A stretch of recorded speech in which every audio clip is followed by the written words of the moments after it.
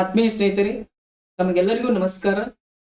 ನಾನು ಜೆ.ಎಸ್. ಸೋಮನಾಳ್, ಜೆ.ಎಸ್.ಎಸ್ ಸ್ಪರ್ಧಾ career academy YouTube channel ತಮಗೆಲ್ಲರಿಗೂ ಸ್ವಾಗತ ಸುಸ್ವಾಗತ. ಆತ್ಮೀಯ ಸ್ನೇಹಿತರೆ, ನಮ್ಮ ಯೂಟ್ಯೂಬ್ ಚಾನಲ್ ವತಿಯಿಂದ ಜಿಪಿಎಸ್ ಸ್ಟಾರ್, ಎಚ್.ಎಸ್. ಸ್ಟಾರ್ ಪರೀಕ್ಷೆ ಮುಂಬರಲಿರುವಂತಹ ಶಿಕ್ಷಕರ ನೇಮಕಾತಿಗಳಾದಂಥ ಜಿಪಿಎಸ್ ಸ್ಟಾರ್ ಮತ್ತು ಎಚ್.ಎಸ್. ಸ್ಟಾರ್ ಪರೀಕ್ಷೆಗೆ ಅನುಕೂಲವಾಗಲಿ ಎಂಬ ದೃಷ್ಟಿಯಿಂದ ಏನಪ್ಪಾ ಅಂದ್ರ ಎಲ್ಲವೂ ಸಮಾಜ ವಿಜ್ಞಾನಕ್ಕೆ ಸಂಬಂಧಪಟ್ಟಂತೆ ಅಧ್ಯಾಯವಾರು ಚಾಪ್ಟರ್ ವೈಸ್ ಏನಪ್ಪಾ ಅಂದ್ರ ಕ್ವಶನ್ಸ್ ಗಳೇನಪ್ಪಾ ಅಂದ್ರ ಡಿಸ್ಕಸ್ ಅನ್ನ ಮಾಡ್ಲತ್ತಿ. ಬಹಳಷ್ಟು ಏನಾಗ್ತವಪ್ಪ ಅಂದ್ರ ಮಹತ್ವದ ಕ್ವಶನ್ಸ್ ಗಳಾಗ್ತವ. ಮತ್ತೆ ನಿಮ್ಮ ಎಕ್ಸಾಮ್ ಒಳಗೆ ಏನಪ್ಪಾ ಅಂದ್ರೆ ಇಂಥ ಪ್ರಶ್ನೆಗಳನ್ನ ಏನಾಗ್ತವಪ್ಪ ಅಂದ್ರ ಬರ್ತವ. ಅಷ್ಟೊಂದು ಇಂಪಾರ್ಟೆಂಟ್ ಆದಂತ ಏನಪ್ಪಾ ಅಂದ್ರ ಪ್ರಶ್ನೆಗಳದಾವ. ಈಗಾಗಲೇ ಅಧ್ಯಾಯ 1 ಜಗತ್ತಿನ ಪ್ರಮುಖ ಘಟನೆಗಳು 7ನೇ ತರಗತಿಯಲ್ಲಿ ಬರುವಂತ ಅಧ್ಯಾಯ 1 ಸಮಾಜ ವಿಜ್ಞಾನ ಪಾಠದಲ್ಲಿ ಬರುವಂತ ಅಧ್ಯಾಯ 1 ಜಗತ್ತಿನ ಪ್ರಮುಖ ಘಟನೆಗಳ ಬಗ್ಗೆ ಏನಪ್ಪಾ ಅಂದ್ರ ಡಿಸ್ಕಸ್ ಅನ್ನ ಮಾಡಿದ್ವಿ. ಇದು ಏನಪ್ಪಾ ಅಂದ್ರ ಅಧ್ಯಾಯ 2 ಮಧ್ಯಯುಗದ ಯುರೋಪದ ಪಾಠದ ಮೇಲೆ ಟೋಟಲ್ ಆಗಿ ಏನಪ್ಪಾ ಅಂದ್ರ 20 ಪ್ರಶ್ನೆಗಳದಾವ. ಆ 20 ಪ್ರಶ್ನೆಗಳಲ್ಲಿ ಇವತ್ತಿನ ತರಗತಿಯಲ್ಲಿ ಏನಪ್ಪಾ ಅಂದ್ರ 10 ಪ್ರಶ್ನೆಗಳನ್ನ ಏನಪ್ಪಾ ಅಂದ್ರ ನಿಮ್ಮೊಂದಿಗೆ ಏನಪ್ಪಾ ಅಂದ್ರ ನಾವು ಡಿಸ್ಕಸ್ ಅನ್ನ ಮಾಡ್ತೀವಿ. ಈ ಪ್ರಶ್ನೆಗಳ ಎಲ್ಲವೂ ಏನಾಗಿದವಪ್ಪ ಅಂದ್ರೆ ಹೇಳಿಕೆ ರೂಪದಲ್ಲಿದಾವ. ನೀವೇನ್ 7th ಬುಕ್ ಓದಿದ್ದೀನಿ, 8th ಬುಕ್ ಓದಿದ್ದೀನಿ, 9th ಬುಕ್ ಓದಿದ್ದೀನಿ, 10th ಬುಕ್ ಓದಿದ್ದೀನಿ, ನನ್ನ ಬುಕ್ ಓದಿ ಏನಾಗ್ಯದಪ್ಪ ಅಂದ್ರೆ ಬ್ಯಾಸರ ಆಗ್ಯದ ಅಂತ ಹೇಳ್ತಿರ್ತೀರಲ್ಲ. ನೋಡ್ರಿ, ನೀವು ಎಷ್ಟೇ ಓದಿದ್ರು ಸಹ ಏನಪ್ಪಾ ಅಂದ್ರ ಬಹಳಷ್ಟು ಕಮ್ಮ ಆಗ್ತದ. ಎಷ್ಟೇ ಓದಿದ್ರು ಸಹ ಏನಪ್ಪಾ ಅಂದ್ರ ಪದೇ ಪದೇ ನೀವು ಓದಬೇಕಾಗ್ತದ. ಇಲ್ಲಿ ನೋಡ್ರಿ, ಈ ಎಲ್ಲ 10 ಪ್ರಶ್ನೆಗಳನ್ನ ನೋಡ್ರಿ, ನೋಡಿದ ಮೇಲೆ ಗೊತ್ತಾಗ್ತದ, ಓಹ್ ನಾನು ಇದನ್ನ ಓದಿದ್ದೆ ಆದ್ರೂ ನನಗೆ ಇದು ನೆನಪು ಉಳಿದಿಲ್ಲಲ್ಲ, ಮತ್ತೆ ಇದನ್ನ ಓದ್ಬೇಕು ನಾನು. ಆ ಮೈಂಡ್ ಸೆಟ್ ಏನಪ್ಪಾ ಅಂದ್ರೆ ನಿಮಗ್ ಬರ್ತದ. ಅಷ್ಟು ಏನಪ್ಪಾ ಅಂದ್ರ ಇಂಪಾರ್ಟೆಂಟ್ ಆದಂತ, ಅಷ್ಟೊಂದು ಕನ್ಫ್ಯೂಸ್ ಆದಂತ ಪ್ರಶ್ನೆಗಳೇನೇನಪ್ಪಾ ಅಂದ್ರ ಇಲ್ಲಿ ನಾನು ನಿಮ್ಮೊಂದಿಗೆ ಡಿಸ್ಕಸ್ ಮಾಡ್ತೀನಿ. ಯಾಕೆ ನಾನು ಕನ್ಫ್ಯೂಸ್ ಆದ ಪ್ರಶ್ನೆಗಳನ್ನ ತೆಗೆದುಕೊಂಡಿದ್ದೇನಪ್ಪ ಅಂದ್ರ ಎಕ್ಸಾಮ್ ಹಾಲ್ ಒಳಗಡೆ ನಿಮ್ಗೆ ಇಂಥ ಕನ್ಫ್ಯೂಸ್ ಗಳು ಸಾಕಷ್ಟು ಆಗ್ತಾವ. ಎಕ್ಸಾಮ್ ಹಾಲ್ ಒಳಗೆ ಏನಾದ್ರು ಕನ್ಫ್ಯೂಸ್ ಆಯ್ತಂದ್ರ ಅಲ್ಲಿ ಏನಾಗ್ತದಪ್ಪ ಅಂದ್ರ ತೊಂದರೆ ಆಗ್ತದ. ನೀವು ನೇಮಕಾತಿಯಿಂದ ಹೊರಗೆ ಬರ್ತಿರ್ತೀರಿ. ಅಂತ ಕನ್ಫ್ಯೂಸ್ ಆಗುವಂತ ಅಂಶಗಳನ್ನ ಇಟ್ಟುಕೊಂಡು ಏನಪ್ಪಾ ಅಂದ್ರ ನಿಮ್ಮೊಂದಿಗೆ ಇವತ್ತಿನ ಅವಧಿಯಲ್ಲಿ 10 ಪ್ರಶ್ನೆಗಳನ್ನು ಮಧ್ಯಯುಗದ ಯುರೋಪದ ಅಧ್ಯಾಯದ ಮೇಲೆ ಏನಪ್ಪಾ ಅಂದ್ರ ಸಂಪೂರ್ಣವಾಗಿ ಡಿಸ್ಕಸ್ ಅನ್ನ ಮಾಡ್ತೀನಿ. ಅದು ಯಾಕೆ ಸರಿ ಆಗ್ತದ, ಅದು ಯಾಕೆ ತಪ್ಪಾಗ್ತದ, ಯಾವ ಕಾರಣದಿಂದ ಅದು ತಪ್ಪಾಯ್ತು ಅನ್ನೋದು ಏನಪ್ಪಾ ಅಂದ್ರ ಪೂರ್ತಿ ಏನ್ ಮಾಡ್ತೀನಪ್ಪ ಅಂದ್ರ ಈ ವಿಡಿಯೋದಲ್ಲಿ ಅದನ್ನ ಅನಾಲಿಸಿಸ್ ಅನ್ನ ಮಾಡ್ತೀನಿ. ನೋಡ್ರಿ, ಒಂದನೇ ಪ್ರಶ್ನೆ ಏನದ, ಈ ಕೆಳಗಿನ ಒಂದನೇ ಪ್ರಶ್ನೆ ನೋಡ್ರಿ, ಈ ಕೆಳಗಿನ ಹೇಳಿಕೆಗಳಲ್ಲಿ ಸರಿಯಾದದ್ದನ್ನು ಆಯ್ಕೆ ಮಾಡಿ. ಏನ್ ಪ್ರಶ್ನೆ ಕೇಳಿದಾನಪ್ಪ ಅಂದ್ರ ಇಲ್ಲಿ ಕೆಳಗಡೆ ಏನ್ ಮಾಡಿದಾನಪ್ಪ ಅಂದ್ರ ಹೇಳಿಕೆಗಳನ್ನು ಕೊಟ್ಟಿದ್ದಾನ. ಆ ಹೇಳಿಕೆಗಳಲ್ಲಿ ಯಾವುದನ್ನ ನಾವು ಕರೆಕ್ಟ್ ಅಂದ್ರ ಸರಿಯಾದದ್ದನ್ನು ಆಯ್ಕೆ ಮಾಡಬೇಕು. ಏನ್ ಮಾಡಬೇಕು? ಸರಿಯಾದದ್ದನ್ನು ಆಯ್ಕೆ ಮಾಡಬೇಕು. ಯಾಕೆ ನಾನು ಹೇಳಿಕೆ ಅಂದ್ರ ಸ್ಟೇಟ್ಮೆಂಟ್ ವೈಸ್ ಕ್ವಶನ್ಸ್ ಗಳ ತೆಗೆದಿನಪ್ಪ ಅಂದ್ರ ಇತ್ತೀಚೆಗೆ ಕ್ವಶನ್ ಪೇಪರ್ ಟ್ರೆಂಡ್ ಏನಾಗ್ತದಪ್ಪ ಅಂದ್ರ ಚೇಂಜ್ ಆಗಕುಂತದ. ಮೊದಲೆಲ್ಲ ಎಕ್ಸಾಮ್ ಒಳಗೆ ಸಿಂಗಲ್ ಲೈನ್ ಕ್ವಶನ್ಸ್ ಕೇಳ್ತಿದ್ದ, ಅದು ಎಲ್ಲ ಏನಪ್ಪಾ ಅಂದ್ರೆ ಈಗ ಚೇಂಜಸ್ ಆಗಾಕುಂತದ.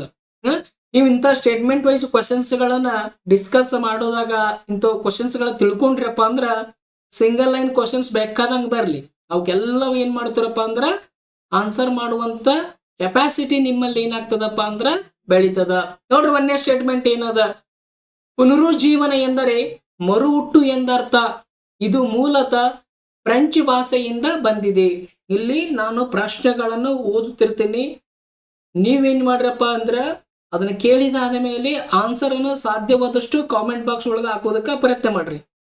ಬೇಡ ಟೈಮ್ ವೇಸ್ಟ್ ಆಗ್ತದಪ್ಪ ಅಂದ್ರ ಆ ಆನ್ಸರ್ ಅನ್ನ ಏನ್ ಮಾಡ್ರಪ್ಪ ಅಂದ್ರ ನಿಮ್ಮ ಮನುಷ್ಯನೊಳಗೆ ಏನಪ್ಪಾ ಅಂದ್ರ ಅನ್ಕೋರಿ.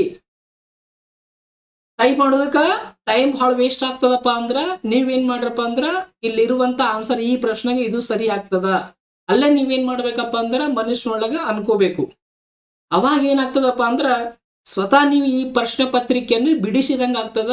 ಅದ್ರೊಳಗೆ ಎಷ್ಟು ತಪ್ಪಾದವು, ಎಷ್ಟು ಸರಿಯಾದವು, ನಾನು ಇನ್ನೂ ಏನು ಓದಬೇಕು, ನಾನು ಯಾವುದ್ರಲ್ಲಿ ವೀಕ್ ಅದೀನಿ, ಯಾವ ಟಾಪಿಕ್ ಒಳಗ ನಾನು ಇನ್ನೂ ಜಾಸ್ತಿ ಓದ್ಬೇಕು ಅನ್ನೋದು ಏನಾಗ್ತದಪ್ಪ ಅಂದ್ರೆ ನಿಮಗ ಗೊತ್ತಾಗ್ತದ. ನೋಡ್ರಿ, ಒಂದನೇ ಸ್ಟೇಟ್ಮೆಂಟ್ ಏನದಪ್ಪ ಅಂದ್ರ ಪುನರುಜ್ಜೀವನ ಎಂದರೆ ಮರುಹುಟ್ಟು ಎಂದರ್ಥ. ಇದು ಮೂಲತಃ ಫ್ರೆಂಚ್ ಭಾಷೆಯಿಂದ ಬಂದಿದೆ. ಎರಡನೇ ಸ್ಟೇಟ್ಮೆಂಟ್ ನೋಡ್ರಿ, ಪುನರುಜ್ಜೀವನ ಚಳವಳಿಯು ಬೌದ್ಧಿಕ ಹಾಗೂ ಸಾಂಸ್ಕೃತಿಕ ಕ್ಷೇತ್ರಗಳಲ್ಲಿ ಕಂಡು ಬರುವ ಸೃಜನಶೀಲ ಬೆಳವಣಿಗೆಯನ್ನು ಸೂಚಿಸುವುದು. ಮೂರನೇ ಸ್ಟೇಟ್ಮೆಂಟು, ಪ್ರಪಂಚದಲ್ಲಿ ಮೊಟ್ಟ ಮೊದಲ ಬಾರಿಗೆ ಪುನರುಜ್ಜೀವನ ಚಳವಳಿ ಇಟಲಿಯಲ್ಲಿ ಆರಂಭವಾಯಿತು. ಆದ್ದರಿಂದ ಇದನ್ನು ಪುನರುಜ್ಜೀವನ ಚಳವಳಿಯ ತವರ ಮನೆ ಎಂದು ಕರೆಯುತ್ತಾರೆ. ಫೋರ್ತ್ ಸ್ಟೇಟ್ಮೆಂಟ್ ನೋಡ್ರಿ, ಪುನರುಜ್ಜೀವನ ಪ್ರಮುಖ ಲಕ್ಷಣವೆಂದರೆ ಮಾನವತವಾದ, ಮೂಢನಂಬಿಕೆ, ವೈಚಾರಿಕತೆ ಇತ್ಯಾದಿ ಅಂತ ಏನಪ್ಪಾ ಅಂದ್ರ ಕೊಟ್ಟಿದ್ದಾರೆ. ನೋಡ್ರಿ, ಇಲ್ಲೊಂದ್ ಚೂರು ಪ್ರಶ್ನೆ ಪತ್ರಿಕೆ ಒಳಗೆ ಏನಪ್ಪಾ ಅಂದ್ರ ಈ ಕ್ವಶನ್ಸ್ ಒಳಗೆ ಏನ್ ಮಾಡ್ರಪ್ಪ ಅಂದ್ರ ಚೇಂಜ್ ಮಾಡ್ಕೋರಿ. ಇಲ್ಲಿ ಸರಿಯಾದದನ್ನ ಹಾಕಿ ಮಾಡಿ ಅಂತ ಹೇಳದ, ಇಲ್ಲಿ ಕೆಳಗಡೆ ಏನ್ ಮಾಡಿದ್ರಪ್ಪ ಅಂದ್ರ ತಪ್ಪಾದ ಹೇಳಿಕೆಯನ್ನು ಗುರುತಿಸಿ ಅಂತ ಕೇಳಿದ್ರ ಜಸ್ಟ್ ನೀವು ಇಲ್ಲಿ ಏನ್ ಮಾಡ್ರಪ್ಪ ಅಂದ್ರ ಕೆಳಗಿನ ಹೇಳಿಕೆಗಳನ್ನು ಓದಿರಿ ಅಥವಾ ಗಮನಿಸಿ ಅಂತ ಏನ್ ಮಾಡ್ರಿ ಇಷ್ಟ ಇಟ್ಕೋರಿ. ಇಲ್ಲಿ ನಾವು ಏನು ಗುರುತಿಸಬೇಕಾಗಿದಪ್ಪ ಅಂದ್ರ ತಪ್ಪಾದ ಹೇಳಿಕೆಗಳನ್ನು ಗುರುತಿಸಬೇಕು. ಇಲ್ಲೇನು 4 ಸ್ಟೇಟ್ಮೆಂಟ್ಗಳ ಕೊಟ್ಟಿದ್ದಾನಲ್ಲ, ಆ 4 ಸ್ಟೇಟ್ಮೆಂಟ್ಗಳಲ್ಲಿ ಏನ್ ಮಾಡ್ಬೇಕಪ್ಪ ಅಂದ್ರ ತಪ್ಪಾದ ಹೇಳಿಕೆಯನ್ನು ಗುರುತಿಸ್ಬೇಕು. ನೋಡ್ರಿ ಒಂದ್ಸಲ ನೋಡಿದ್ರಿ, ವಿಡಿಯೋ ಪಾಸ್ ಮಾಡ್ರಿ, ನೀಟಾಗಿ ಓದ್ರಿ, ಆಮೇಲೆ ಏನಪ್ಪಾ ಅಂದ್ರ ಆನ್ಸರ್ ಅನ್ನ ಮನಸ್ಸಿನಲ್ಲಿ ಮಾಡ್ರಿ, ಸಾಧ್ಯವಾದ್ರೆ ಕಾಮೆಂಟ್ ಬಾಕ್ಸ್ ಒಳಗೆ ಏನಪ್ಪಾ ಅಂದ್ರ ಹಾಕ್ರಿ. ನೋಡ್ರಿ, ಇಲ್ಲಿ ತಪ್ಪಾದ ಹೇಳಿಕೆಯನ್ನು ಏನ್ ಮಾಡಿದಾನಪ್ಪ ಅಂದ್ರ ಗುರುತಿಸು ಅಂತ ಹೇಳಿದಾರ. ನೋಡ್ರಿ, ಒಂದೇನ್ ಏನಪ್ಪಾ ಅಂದ್ರ ಎ ಆಪ್ಷನ್ ನೋಡ್ರಿ, 1 ಹೇಳಿಕೆ ಮಾತ್ರ ತಪ್ಪು, ಬಿ 2 ಹೇಳಿಕೆಗಳು ಮಾತ್ರ ತಪ್ಪು, ಸಿ 3 ಹೇಳಿಕೆಗಳು ಸರಿಯಾಗಿದ್ದು 1 ಹೇಳಿಕೆ ಮಾತ್ರ ತಪ್ಪಾಗಿದೆ, ಡಿ ಆಪ್ಷನ್ ಮೇಲಿನ ಎಲ್ಲಾ ಹೇಳಿಕೆಗಳು ಸರಿಯಾಗಿದೆ. ಏನಾಗಿದಪ್ಪ ಅಂದ್ರ ಮೇಲಿನ ಎಲ್ಲಾ ಹೇಳಿಕೆಗಳು ಸರಿಯಾಗಿದೆ. ಈಗ ಆನ್ಸರ್ ಮಾಡ್ರಿ. ನೋಡ್ರಿ, ಇಲ್ಲಿ ಮೇಲೆ ಕೊಟ್ಟಂತ ಈ 4 ಹೇಳಿಕೆಗಳನ್ನು ನೋಡಿದಾಗ ಇದರಲ್ಲಿ 2 ಹೇಳಿಕೆಗಳು ಏನಾಗಿದವಪ್ಪ ಅಂದ್ರ ತಪ್ಪಾಗ್ಯವ. ಯಾವ ತಪ್ಪಾಗ್ಯವ ನೋಡ್ರಿ, 1ನೇ ಸ್ಟೇಟ್ಮೆಂಟ್ ನೋಡ್ರಿ, ಪುನರುಜ್ಜೀವನ ಎಂದರೆ ಮರುಹುಟ್ಟು ಎಂದು ಅರ್ಥ. ಇದು ಒಂಥರ ಪಕ್ಕ ನಿಮಗೆ ಆನ್ಸರ್ ಗೊತ್ತದ. ಇದು ಮೂಲತಃ ಫ್ರೆಂಚ್ ಭಾಷೆಯಿಂದ ಬಂದಿದೆ ಅಂತ ಹೇಳನಾತ. ಪುನರುಜ್ಜೀವನ ಎಂದರೆ ಮರುಹುಟ್ಟು, ಅದು ಯಾವ ಭಾಷೆಯಿಂದ ಬಂದದ? ಅದು ಮೂಲತಃ ಯಾವ ಭಾಷೆಯಿಂದ ಬಂದದಪ್ಪ ಅಂದ್ರ ಲ್ಯಾಟಿನ್ ಭಾಷೆಯಿಂದ ಬಂದದ. ಯಾವ ಭಾಷೆಯಿಂದ ಬಂದದ? ಲ್ಯಾಟಿನ್ ಭಾಷೆಯಿಂದ ಬಂದದ. ಹಾಗಾಗಿ ಏನಾಗ್ತದಪ್ಪ ಅಂದ್ರ ಈ ಸ್ಟೇಟ್ಮೆಂಟ್ ತಪ್ಪಾಗ್ತದ. ಸಣ್ಣ ಸಣ್ಣ ಮಿಸ್ಟೇಕ್ಗಳು ಏನಾಗ್ತವಪ್ಪ ಅಂದ್ರ ನಮ್ಮನ್ನ ಗೊಂದಲಕ್ಕೆ ಈಡು ಮಾಡ್ತಾವ. ನೋಡ್ರಿ, ಈ ಪುನರುಜ್ಜೀವನ ಎಂಬ ಪದ ಏನದಲ್ಲ, ಇದು ಮೂಲತಃ ಯಾವ ಭಾಷೆಯಿಂದ ಬಂದದಪ್ಪ ಅಂದ್ರ ಲ್ಯಾಟಿನ್ ಭಾಷೆಯ ರಿನಿಸೆರಿ ಎಂಬ ಪದದಿಂದ ಏನಪ್ಪಾ ಅಂದ್ರ ಬಂದದ. ಹಾಗಾಗಿ ಇಲ್ಲಿ ಕೊಟ್ಟಂತ ಹೇಳಿಕೆಗಳಲ್ಲಿ 1ನೇ ಹೇಳಿಕೆ ಏನಾಗಿದಪ್ಪ ಅಂದ್ರ ತಪ್ಪಾಗ್ಯದ. ಇನ್ನು 2ನೇ ಸ್ಟೇಟ್ಮೆಂಟ್ ನೋಡ್ರಿ, ಪುನರುಜ್ಜೀವನ ಚಳವಳಿಯು ಬೌದ್ಧಿಕ ಹಾಗೂ ಸಾಂಸ್ಕೃತಿಕ ಕ್ಷೇತ್ರದಲ್ಲಿ ಕಂಡುಬರುವ ಸೃಜನಶೀಲ ಬೆಳವಣಿಗೆಯನ್ನು ಸೂಚಿಸುವುದು ಅಂತ ಹೇಳಿದಾನೆ. ಹಾಗಾಗಿ ಇದು ಏನಾಗ್ತದಪ್ಪ ಅಂದ್ರ ರೈಟ್ ಆಗ್ತದ. ಈ ಪುನರುಜ್ಜೀವನ ಚಳವಳಿಯ ಸಂದರ್ಭದಲ್ಲಿ ಏನಾಗ್ತದಪ್ಪ ಅಂದ್ರ ಮಾನವನ ಬೌದ್ಧಿಕ ಹಾಗೂ ಸಾಂಸ್ಕೃತಿಕ ಕ್ಷೇತ್ರಗಳಲ್ಲಿ ಕಂಡು ಬರುವಂತ ಒಂದು ಸೃಜನಶೀಲತೆ ಏನಪ್ಪಾ ಅಂದ್ರ ಸೂಚಿಸ್ತದ. ಹಾಗಾಗಿ ಈ ಸ್ಟೇಟ್ಮೆಂಟ್ ಏನಾಗ್ತದಪ್ಪ ಅಂದ್ರ ಕರೆಕ್ಟ್ ಆಗ್ತದ. ನೆಕ್ಸ್ಟ್ 3rd ಸ್ಟೇಟ್ಮೆಂಟ್ ನೋಡ್ರಿ, ಪ್ರಪಂಚದಲ್ಲಿ ಮೊಟ್ಟ ಮೊದಲ ಬಾರಿಗೆ ಪುನರುಜ್ಜೀವನ ಚಳವಳಿ ಇಟಲಿಯಲ್ಲಿ ಆರಂಭ ಆಯಿತು. ಆದ್ರಿಂದ ಏನಪ್ಪಾ ಅಂದ್ರ ಪುನರುಜ್ಜೀವನ ಚಳವಳಿಯ ತವರ ಮನೆ ಅಂತ ಏನಪ್ಪಾ ಅಂದ್ರ ಕರೀತಾರ. ಹಾಗಾಗಿ ಇದು ಸ್ಟೇಟ್ಮೆಂಟ್ ಏನಾಗ್ತದಪ್ಪ ಅಂದ್ರ ರೈಟ್ ಆನ್ಸರ್ ಆಗ್ತದ. ಇನ್ನ 4ನೇ ಸ್ಟೇಟ್ಮೆಂಟ್ ನೋಡ್ರಿ, ಪುನರುಜ್ಜೀವನದ ಪ್ರಮುಖ ಲಕ್ಷಣವೆಂದರೆ ಮಾನವತವಾದ, ಮೂಢನಂಬಿಕೆ, ವೈಚಾರಿಕತೆ ಇತ್ಯಾದಿ ಅಂತ ಏನಪ್ಪಾ ಅಂದ್ರೆ ಕೊಟ್ಟಿದ್ದಾನೆ. ಆದ್ರೆ ಪುನರುಜ್ಜೀವನದಲ್ಲಿ ಪ್ರಮುಖವಾಗಿ ಏನಪ್ಪಾ ಅಂದ್ರೆ 2 ಲಕ್ಷಣಗಳ ಕಂಡು ಬರ್ತಾವ. 1ನೇದು ಏನಪ್ಪಾ ಅಂದ್ರ ಮಾನವತವಾದ ಬರ್ತದ, 2ನೇದು ಏನಪ್ಪಾ ಅಂದ್ರ ವೈಚಾರಿಕತೆ ಮತ್ತು ವೈಜ್ಞಾನಿಕತೆ ಅನ್ನೋದು ಏನಪ್ಪಾ ಅಂದ್ರ ಬರ್ತದ. ಈ ಮೂಢನಂಬಿಕೆ ಅನ್ನೋದು ಏನಪ್ಪಾ ಅಂದ್ರ ಪುನರುಜ್ಜೀವನದ ಲಕ್ಷಣ ಅಲ್ಲ ಅದು. ಹಾಗಾಗಿ 4ನೇ ಸ್ಟೇಟ್ಮೆಂಟ್ ಏನಾಗ್ತದಪ್ಪ ಅಂದ್ರ ತಪ್ಪಾಗ್ತದ. ಏನಾಗ್ತದ? ಇದು ಸಹ ಏನಪ್ಪಾ ಅಂದ್ರ ರಾಂಗ್ ಆಗ್ತದ. ಹಾಗಾದ್ರೆ ಈ 4 ಸ್ಟೇಟ್ಮೆಂಟ್ಗಳಲ್ಲಿ ಎಷ್ಟು ರಾಂಗ್ ಅದು, ಎಷ್ಟು ಸರಿ? 2 ಸರಿ ಆಗ್ತಾವ, 1 ಅಂದ್ರೆ 2 ಸರಿ ಆಗ್ತಾವ, ಇನ್ನೊಂದು ಏನಪ್ಪಾ ಅಂದ್ರ 2 ಏನಾಗ್ತವಪ್ಪ ಅಂದ್ರ ತಪ್ಪಾಗ್ತಾವ. ಈ ಪ್ರಶ್ನೆಗೆ ಬಂದು ಏನಾಗ್ತದಪ್ಪ ಅಂದ್ರ 2 ಹೇಳಿಕೆಗಳು ಮಾತ್ರ ಏನಾಗಿದವಪ್ಪ ಅಂದ್ರ ತಪ್ಪಾಗ್ಯಾವ. ಕರೆಕ್ಟ್ ಆಯ್ತ್ರಿ? ಪೂರ್ತಿ ಅಂಡರ್ಸ್ಟ್ಯಾಂಡ್ ತಿಳಿಯಿತು?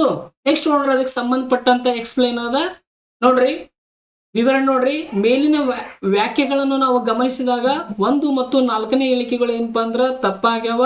ಹಾಗಾಗಿ ಕೊಟ್ಟಂತ ಆಯ್ಕೆಯಲ್ಲಿ 2 ಹೇಳಿಕೆಗಳು ಏನಾಗ್ಯವಪ್ಪ ಅಂದ್ರ ತಪ್ಪಾಗ್ಯಾವ. ಆದ್ರಿಂದ ಇದಕ್ಕೆ ಸರಿಯಾದ ಉತ್ತರ ಏನಾಗ್ತದಪ್ಪ ಅಂದ್ರ ಬಿ ಆಗ್ತದ.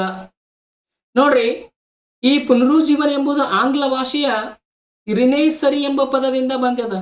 ಇದು ಮೂಲತಃ ಲ್ಯಾಟಿನ್ ಭಾಷೆಯ ರಿನಿಸಿರಿ ಎಂಬ ಪದದಿಂದ ಬಂದಿದೆ. ಇದರ ಅರ್ಥ ಏನಂತ ಕೊಡ್ತದಪ್ಪ ಅಂದ್ರ ಮರು ಹುಟ್ಟು ಎಂದ ಅರ್ಥ ಕೊಡ್ತದ. ಏನಂತ ಅರ್ಥ ಕೊಡ್ತದ? ಮರು ಹುಟ್ಟು ಎಂದೇನಪ್ಪ ಅಂದ್ರ ಅರ್ಥ ಕೊಡ್ತದ. ಹಾಗಾಗಿ ಮೊದಲನೇ ಹೇಳಿಕೆ ಏನಾಗ್ತದಪ್ಪ ಅಂದ್ರ ತಪ್ಪಾಗ್ತದೆ. ಯಾಕ ತಪ್ಪಾಯ್ತದು? ಅಲ್ಲಿ ಏನ್ ಕೊಟ್ಟಿದಾನ? ಫ್ರೆಂಚ್ ಭಾಷೆ ಅಂತ ಕೊಟ್ಟಿದಾನ. ಆದ್ರೆ ಅದು ಮೂಲತಃ ಯಾವ ಭಾಷೆಯಿಂದ ಬಂದದ? ಲ್ಯಾಟಿನ್ ಭಾಷೆಯಿಂದ ಬಂದದ. ಅದ್ರ ಸಲುವಾಗಿ ಅದು ಏನಾಗ್ತದಪ್ಪ ಅಂದ್ರ ತಪ್ಪಾಗ್ತದ. ಇನ್ನ ನಾಲ್ಕನೇ ಹೇಳಿಕೆ ಪುನರುಜ್ಜೀವನದ ಪ್ರಮುಖ ಲಕ್ಷಣ ಮಾನವತವಾದ ಮತ್ತು ವೈಚಾರಿಕತೆ ಏನಪ್ಪಾ ಅಂದ್ರ ಬರ್ತಾವ. ಮೂಢನಂಬಿಕೆ ಅನ್ನೋದು ಏನಪ್ಪಾ ಅಂದ್ರ ಪುನರುಜ್ಜೀವನದ ಲಕ್ಷಣವಲ್ಲ. ಹಾಗಾಗಿ ಈ ಹೇಳಿಕೆಯು ಏನಾಗ್ತದಪ್ಪ ಅಂದ್ರ ತಪ್ಪಾಗ್ತದ. ಇನ್ನ ಪುನರುಜ್ಜೀವನಕ್ಕೆ ಕಾರಣಗಳು ನೋಡಿದಾಗ ಒಂದೇದು ಕಾನ್ಸ್ಟಂಟಿನೋಪಲ್ ನಗರದ ಪತನ ಬರ್ತದ. ನೆಕ್ಸ್ಟ್ ಭೌಗೋಳಿಕ ಅನ್ವೇಷಣೆ ಪ್ರಭಾವ ಬರ್ತದ. ಮುದ್ರಣ ಯಂತ್ರದ ಶೋಧ ಬರ್ತದ. ಶಿಕ್ಷಣದ ಪ್ರಸರಣ ಏನಪ್ಪಾ ಅಂದ್ರ ಬರ್ತದ. ನೆಕ್ಸ್ಟ್ ಎರಡನೇ ಪ್ರಶ್ನೆ ನೋಡ್ರಿ. ಕೊಟ್ಟಂತ ಎರಡನೇ ಪ್ರಶ್ನೆ ನೋಡ್ರಿ. ಇಲ್ಲಿ ಇಂಥ ಪ್ರಶ್ನೆಗಳನ್ನ ತೆಗೆಯೋದಕ್ಕೆ ಮುಖ್ಯ ಕಾರಣ ಏನಪ್ಪಾ ಅಂದ್ರ ನಿಮಗ ಆ ಕಾನ್ಸೆಪ್ಟ್ಗೆ ಸಂಬಂಧಪಟ್ಟಂತ ಎಲ್ಲ ವಿವರಣೆ ಸಿಗಬೇಕು.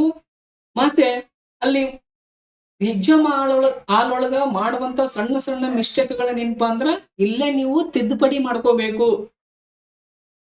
ಅದ್ರ ಸಲುವಾಗಿ ಇಂಥ ಕ್ವಶನ್ಸ್ ಗಳು ಏನಪ್ಪಾ ಅಂದ್ರ ತೆಗೆದದ. ಅದಕ್ಕೆ ಸಂಬಂಧಪಟ್ಟಂತ ನಿಮ್ಮ ಅಭಿಪ್ರಾಯಗಳು ಏನಾರು ಇದ್ರ ಅದು ಕಾಮೆಂಟ್ ಬಾಕ್ಸ್ ಒಳಗೆ ಏನಪ್ಪಾ ಅಂದ್ರೆ ತಿಳಿಸ್ರಿ. ನೆಕ್ಸ್ಟ್ ನೋಡ್ರಿ, ಎರಡನೇ ಪ್ರಶ್ನೆ ಏನದ? ಕೊಟ್ಟಿರುವ ಹೇಳಿಕೆಗಳನ್ನು ಗಮನಿಸಿ ಕೆಳಗಿನ ಸಂಕೇತಗಳ ಸಹಾಯದಿಂದ ಸರಿಯಾದ ಉತ್ತರವನ್ನು ಗುರುತಿಸಿ ಅಂತ ಹೇಳಿದನು. ಕೊಟ್ಟಿರುವ ಹೇಳಿಕೆಗಳನ್ನು ಗಮನಿಸಿ ಕೆಳಗಿನ ಸಂಕೇತಗಳ ಸಹಾಯದಿಂದ ಸರಿಯಾದ ಉತ್ತರವನ್ನು ಏನಪ್ಪಾ ಅಂದ್ರ ಗುರುತಿಸಿ ಅಂತ ಕೇಳಿದನ. ಎ ಆಪ್ಷನ್ ನೋಡ್ರಿ, ಆಪ್ಷನ್ ಅಲ್ಲ, ಇಲ್ಲಿ ಏನಪ್ಪಾ ಅಂದ್ರೆ ಹೇಳಿಕೆಗಳು. ಎ ನೋಡ್ರಿ, ಸಾಮಾನ್ಯ ಶಕ ನೋಡ್ರಿ, ಸಾಮಾನ್ಯ ಶಕ 1450ರಲ್ಲಿ ಜರ್ಮನಿಯ ಜಾನ್ ಗುಟೆನ್ಬರ್ಗ್ ಮುದ್ರಣ ಯಂತ್ರವನ್ನು ಮೊದಲಿಗೆ ತಯಾರಿಸಿದನು. ಇನ್ನ ಬಿ ನೋಡ್ರಿ, 1477ರಲ್ಲಿ ವಿಲಿಯಂ ಕ್ಯಾಕ್ಸ್ಟನ್ ಎಂಬುವನು ಇಂಗ್ಲೆಂಡಿನಲ್ಲಿ ಸುಧಾರಿತ ಮುದ್ರಣ ಯಂತ್ರವನ್ನು ಸ್ಥಾಪಿಸಿದನು. ಸಿ ಇದರ ಸಹಾಯದಿಂದ ಒಂದೇ ದಿನದಲ್ಲಿ 24,000 ಪ್ರತಿಗಳನ್ನು ಮುದ್ರಿಸಬಹುದಾಗಿತ್ತು. ನಾಲ್ಕನೇದು ಅಂದ್ರೆ ಡಿ ಆಪ್ಷನ್, ಡಿ ನೋಡ್ರಿ, ಇದು ಜ್ಞಾನ ಪ್ರಸರಣ ಕೇಂದ್ರದಲ್ಲಿ ಕ್ರಾಂತಿಕಾರಿಯಾದ ಬದಲಾವಣೆಯನ್ನು ತಂದಿತು. ಇಲ್ಲಿ ಕೊಟ್ಟಂತ ಸ್ಟೇಟ್ಮೆಂಟ್ ಅನ್ನ ಬಳಕೆ ಮಾಡ್ಕೊಂಡು ನೀವೇನ್ ಮಾಡ್ಬೇಕಪ್ಪ ಅಂದ್ರ ಸರಿಯಾದ ಉತ್ತರವನ್ನು ಏನ್ ಮಾಡ್ಬೇಕಪ್ಪ ಅಂದ್ರ ಆಯ್ಕೆ ಮಾಡಬೇಕು. ನೋಡ್ರಿ, ಇಲ್ಲಿ ಏನ್ ಕೊಟ್ಟಿದ್ದಾನೆ? ಎ ಮಾತ್ರ ಸರಿಯಾಗಿದೆ, ಬಿ ಮಾತ್ರ ಸರಿಯಾಗಿದೆ, ಸಿ ಮತ್ತು ಡಿ ಮಾತ್ರ ಸರಿಯಾಗಿದೆ, ಮೇಲಿನ ಎಲ್ಲವೂ ಸರಿಯಾಗಿದೆ. ಇದಕ್ಕೆ ರೈಟ್ ಆನ್ಸರ್ ಬಂದ್ ಏನಾಗ್ತದಪ್ಪ ಅಂದ್ರ ಫೋರ್ತ್ ಆಪ್ಷನ್ಸ್, ಮೇಲಿನ ಎಲ್ಲಾ ಹೇಳಿಕೆಗಳು ಏನಾಗಿದವಪ್ಪ ಅಂದ್ರ ಸರಿಯಾಗಿದವ. ನೋಡ್ರಿ, ಸಾಮಾನ್ಯ ಶಕ 1450ರಲ್ಲಿ ಜರ್ಮನಿಯ ಜಾನ್ ಗುಟೆನ್ಬರ್ಗ್ ಏನ್ ಮಾಡ್ತಾನಪ್ಪ ಅಂದ್ರ ಮುದ್ರಣ ಯಂತ್ರವನ್ನ ಏನಪ್ಪಾ ಅಂದ್ರ ಕಂಡಿಡಿತಾನ. ಹಾಗಾಗಿ ಏನಾಗ್ತದಪ್ಪ ಅಂದ್ರ ಈ ಸ್ಟೇಟ್ಮೆಂಟ್ ಕರೆಕ್ಟ್ ಆಗ್ತದ. ಅವಾಗ ಕಂಡಿಡಿದಂತ ಮುದ್ರಣ ಯಂತ್ರವನ್ನೇ ಮುಂದೆ 1477ರಲ್ಲಿ ವಿಲಿಯಂ ಕ್ಯಾಕ್ಸ್ಟನ್ ಏನ್ ಮಾಡ್ತಾನಪ್ಪ ಅಂದ್ರ ಇಂಗ್ಲೆಂಡಿನಲ್ಲಿ ಸುಧಾರಿತ ಮುದ್ರಣ ಯಂತ್ರವನ್ನ ಏನ್ ಮಾಡ್ತಾನಪ್ಪ ಅಂದ್ರ ಅಂತ ತಯಾರಿಸ್ತಾನ. ಹಾಗಾಗಿ ಈ ಸ್ಟೇಟ್ಮೆಂಟ್ ಏನಾಗಿದಪ್ಪ ಅಂದ್ರ ರೈಟ್ ಆಗ್ಯದ. ನೆಕ್ಸ್ಟ್, ಯಾವಾಗ ಮುದ್ರಣ ಯಂತ್ರ ಬಂತಲ್ಲ ಅವಾಗ ಪುನರುಜ್ಜೀವನ ಚಳವಳಿಗೆ ಏನಾಗ್ತದಪ್ಪ ಅಂದ್ರ ಮತ್ತಿಷ್ಟು ಏನಾಗ್ತದಪ್ಪ ಅಂದ್ರ ಪ್ರೋತ್ಸಾಹ ಸಿಗ್ತದ. ಮೊದಲಿನ ಕಾಲದಾಗ ಈ ಮುದ್ರಣ ಯಂತ್ರ ಬರೋಕ್ಕಿಂತ ಮುಂಚೆ ಒಬ್ಬ ವ್ಯಕ್ತಿ 1 ವರ್ಷನ ಕಾಲಗಳ ಕುಂತು ಆತ ಪುಸ್ತಕಗಳನ್ನು ಬರೆದ್ರು 1 ವರ್ಷಕ್ಕೆ ಏನಪ್ಪಾ ಅಂದ್ರ 1, 2, 3 ಪುಸ್ತಕಗಳನ್ನು ಮಾತ್ರ ಏನ್ ಮಾಡ್ತಿದ್ದಪ್ಪ ಅಂದ್ರ ಆತ ತಯಾರು ಮಾಡ್ತಿದ್ದ. ಯಾವಾಗ ಮುದ್ರಣ ಯಂತ್ರ ಬಂದಂತ ಸಂದರ್ಭ ಇದ್ರ ಸಹಾಯದಿಂದ ಏನಪ್ಪಾ ಅಂದ್ರ ಒಂದೇ ದಿನಕ್ಕೆ ಎಷ್ಟು 1000 ಪ್ರತಿಗಳನ್ನು ಮುದ್ರಿಸಬಹುದಾಗಿತ್ತಪ್ಪ ಅಂದ್ರ 24,000 ಪ್ರತಿಗಳನ್ನ ಏನಪ್ಪಾ ಅಂದ್ರ ಮುದ್ರಿಸಬಹುದಾಗಿತ್ತು. ಸರ, ಇದಕ್ಕಿಂತ ಹೆಚ್ಚಿಗೆ ಏನಪ್ಪಾ ಅಂದ್ರ ಮುದ್ರಣ ಮಾಡಕ್ ಬರ್ತಿರ್ಲಿಲ್ಲ ಅಂತ ನೀವು ಪ್ರಶ್ನೆ ಕೇಳಬಹುದು. ಬರ್ತಿತ್ತು, ಅದ್ರಲ್ಲಿ ಪುಸ್ತಕದಾಗ ಏನ್ ಕೊಟ್ಟಿದಾರಪ್ಪ ಅಂದ್ರೆ 24,000 ಅಂತ ಕೊಟ್ಟಿದ್ದಾನ. ಅದ್ರ ಸಲುವಾಗಿ ಈ ಸ್ಟೇಟ್ಮೆಂಟ್ ಏನಪ್ಪಾ ಅಂದ್ರೆ ಯಾಡ್ ಮಾಡಲಾಗ್ಯದ. ನೆಕ್ಸ್ಟ್, ಯಾವಾಗ ಮುದ್ರಣ ಯಂತ್ರ ಬಂತಲ್ಲ ಆ ಬಂದಂತ ಸಂದರ್ಭ ಒಳಗ ಜ್ಞಾನ ಪ್ರಸರಣ ಕೇಂದ್ರದಲ್ಲಿ ಏನಾಗ್ತದಪ್ಪ ಅಂದ್ರ ಒಂದು ಕ್ರಾಂತಿಕಾರಿಯಾದಂತ ಬದಲಾವಣೆ ಏನಾಗ್ತದಪ್ಪ ಅಂದ್ರ ಕಂಡು ಬರ್ತದ. ಪುಸ್ತಕಗಳ ಮಾರಾಟ ಹೆಚ್ಚಾಗ್ತದ. ಮೊದಲ ಕೈ ಬರವಣಿಗೆ ಸರಿ ಇರ್ತಿರ್ಲಿಲ್ಲ. ಅವಾಗ ಈ ಪ್ರಿಂಟ್ ಮಾಡೋದ್ರಿಂದ ಏನಾಗ್ತದಪ್ಪ ಅಂದ್ರ ಶುದ್ಧವಾದ ಏನಾಗ್ತದಪ್ಪ ಅಂದ್ರ ಬರವಣಿಗೆ ಕಂಡು ಬರ್ತದ. ಅತಿ ಹೆಚ್ಚು ಪುಸ್ತಕಗಳು ಮಾರಾಟ ಆಗ್ತವೆ. ಇದರಿಂದ ಏನಾಗ್ತದಪ್ಪ ಅಂದ್ರ ಜ್ಞಾನ ಪ್ರಸರಣ ಕೇಂದ್ರದಲ್ಲಿ ಒಂದು ಕ್ರಾಂತಿಕಾರಕವಾದ ಬದಲಾವಣೆ ಏನಪ್ಪಾ ಅಂದ್ರ ಕಂಡು ಬರ್ತದ. ಇದಕ್ಕ ರೈಟ್ ಆನ್ಸರ್ ಹಾಗಾಗಿ ಏನಾಗ್ತದಪ್ಪ ಅಂದ್ರ ಫೋರ್ತ್ ಆಪ್ಷನ್ ಮೇಲಿನ ಎಲ್ಲಾ ಹೇಳಿಕೆಗಳು ಏನಾಗಿದವಪ್ಪ ಅಂದ್ರ ಸರಿಯಾಗಿದವ. ನೋಡ್ರಿ, ಇದಕ್ಕೆ ಸಂಬಂಧಪಟ್ಟಂತ ವಿವರಣೆ ನೋಡ್ರಿ. 15ನೇ ಶತಮಾನದಲ್ಲಿ ಕಂಡು ಹಿಡಿಯಲಾದ ಮುದ್ರಣ ಯಂತ್ರ ಜ್ಞಾನ ಪ್ರಸರಣದಲ್ಲಿ ಕ್ರಾಂತಿಕಾರಿಕಾದ ಬದಲಾವಣೆಯನ್ನು ಏನಪ್ಪಾ ಅಂದ್ರ ಉಂಟು ಮಾಡಿತು. ನೋಡ್ರಿ, ಈ ಮುದ್ರಣ ಯಂತ್ರವನ್ನು ಯಾವಾಗ ಸಂಶೋಧನೆ ಮಾಡಲಾಗಿತ್ತಪ್ಪ ಅಂದ್ರ 15ನೇ ಶತಮಾನದಲ್ಲಿ. ಎಷ್ಟನೇ ಶತಮಾನದಲ್ಲಿ? 15ನೇ ಶತಮಾನದಲ್ಲಿ. ಇದರಿಂದ ಒಂದೇ ದಿನದಲ್ಲಿ ಎಷ್ಟು ಸಾವಿರ ಪ್ರತಿಗಳನ್ನು ಪ್ರಿಂಟ್ ಮಾಡಬಹುದಾಗಿತ್ತಪ್ಪ ಅಂದ್ರ 24,000 ಪ್ರತಿಗಳನ್ನ ಏನ್ ಮಾಡಬಹುದಾಗಿತ್ತಪ್ಪ ಅಂದ್ರ ಪ್ರಿಂಟ್ ಮಾಡಬಹುದಾಗಿತ್ತು. ನೆಕ್ಸ್ಟ್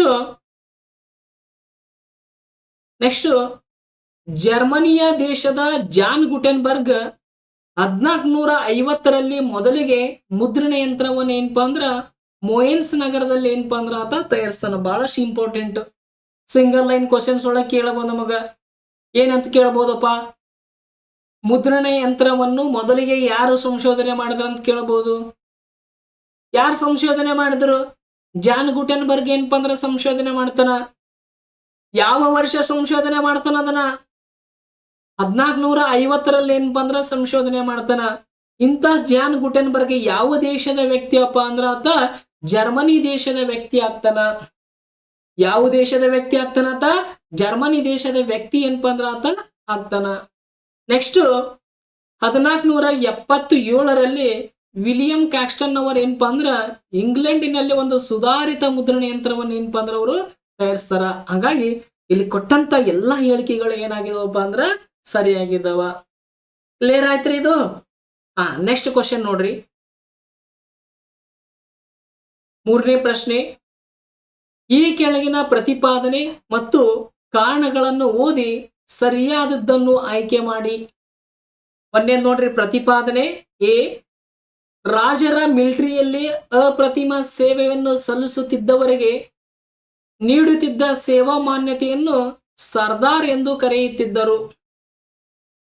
ನೋಡ್ರಿ, ಪ್ರತಿಪಾದನೆ ಎ ಏನಿದೆಪ್ಪ ಅಂದ್ರ ರಾಜರ ಮಿಲಿಟರಿಯಲ್ಲಿ ಅಪ್ರತಿಮ ಸೇವೆಯನ್ನು ಸಲ್ಲಿಸುತ್ತಿದ್ದವರಿಗೆ ನೀಡುತ್ತಿದ್ದ ಸೇವಾ ಮಾನ್ಯತೆಯನ್ನು ಸರ್ದಾರ್ ಎಂದು ಏನಪ್ಪಾ ಅಂದ್ರ ಕರೆಯುತ್ತಿದ್ದರು.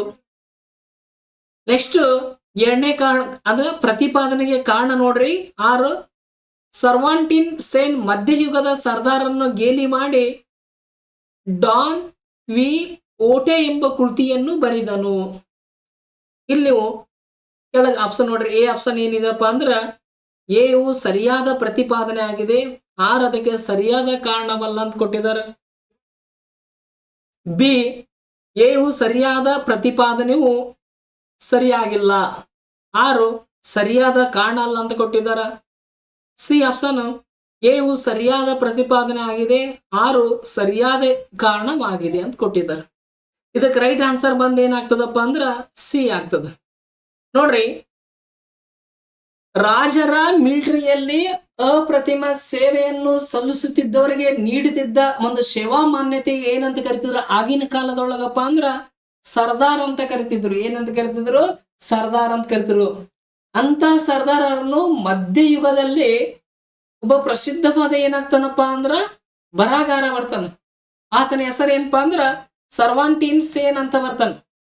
ಈತ ಮಧ್ಯಯುಗದ ಸರ್ದಾರರನ್ನು ಗೇಲಿ ಮಾಡಿ ಏನ್ ಮಾಡ್ತಾನಪ್ಪ ಅಂದ್ರ ಒಂದು ಪ್ರಸಿದ್ಧವಾದ ಕೃತಿಯನ್ನು ರಚನೆ ಮಾಡ್ತಾನ. ಆ ಕೃತಿ ಹೆಸರು ಏನಪ್ಪಾ ಅಂದ್ರ ಡಾನ್ ವಿ ಓಟೆ ಅನ್ನೋದು ಏನಪ್ಪಾ ಅಂದ್ರ ಆತ ಬರೆದಂತ ಪ್ರಸಿದ್ಧವಾದ ಕೃತಿ. ಹಾಗಾಗಿ ಎ ಪ್ರತಿಪಾದನೆಗೆ ಏನಪ್ಪಾ ಅಂದ್ರ ಇಲ್ಲಿ ಏನಾಗಿದಪ್ಪ ಅಂದ್ರ ಸರಿಯಾದ ಕಾರಣವಾಗ್ಯದ. ಹಾಗಾಗಿ ಇಲ್ಲಿ ಸಿ ಆಪ್ಷನ್ ಏನಪ್ಪಾ ಅಂದ್ರ ರೈಟ್ ಆನ್ಸರ್ ಆಗ್ತದ. ಏನಾಗ್ತದಲ್ಲಿ ರೈಟ್ ಆನ್ಸರ್ ಆಗ್ತದ. ನೆಕ್ಸ್ಟ್ 4ನೇ ಪ್ರಶ್ನೆ ನೋಡ್ರಿ. ಈ ಕೆಳಗಿನ ಕೃತಿಗಳನ್ನು ಗಮನಿಸಿ. ಇವುಗಳಲ್ಲಿ ಯಾವ್ಯಾವು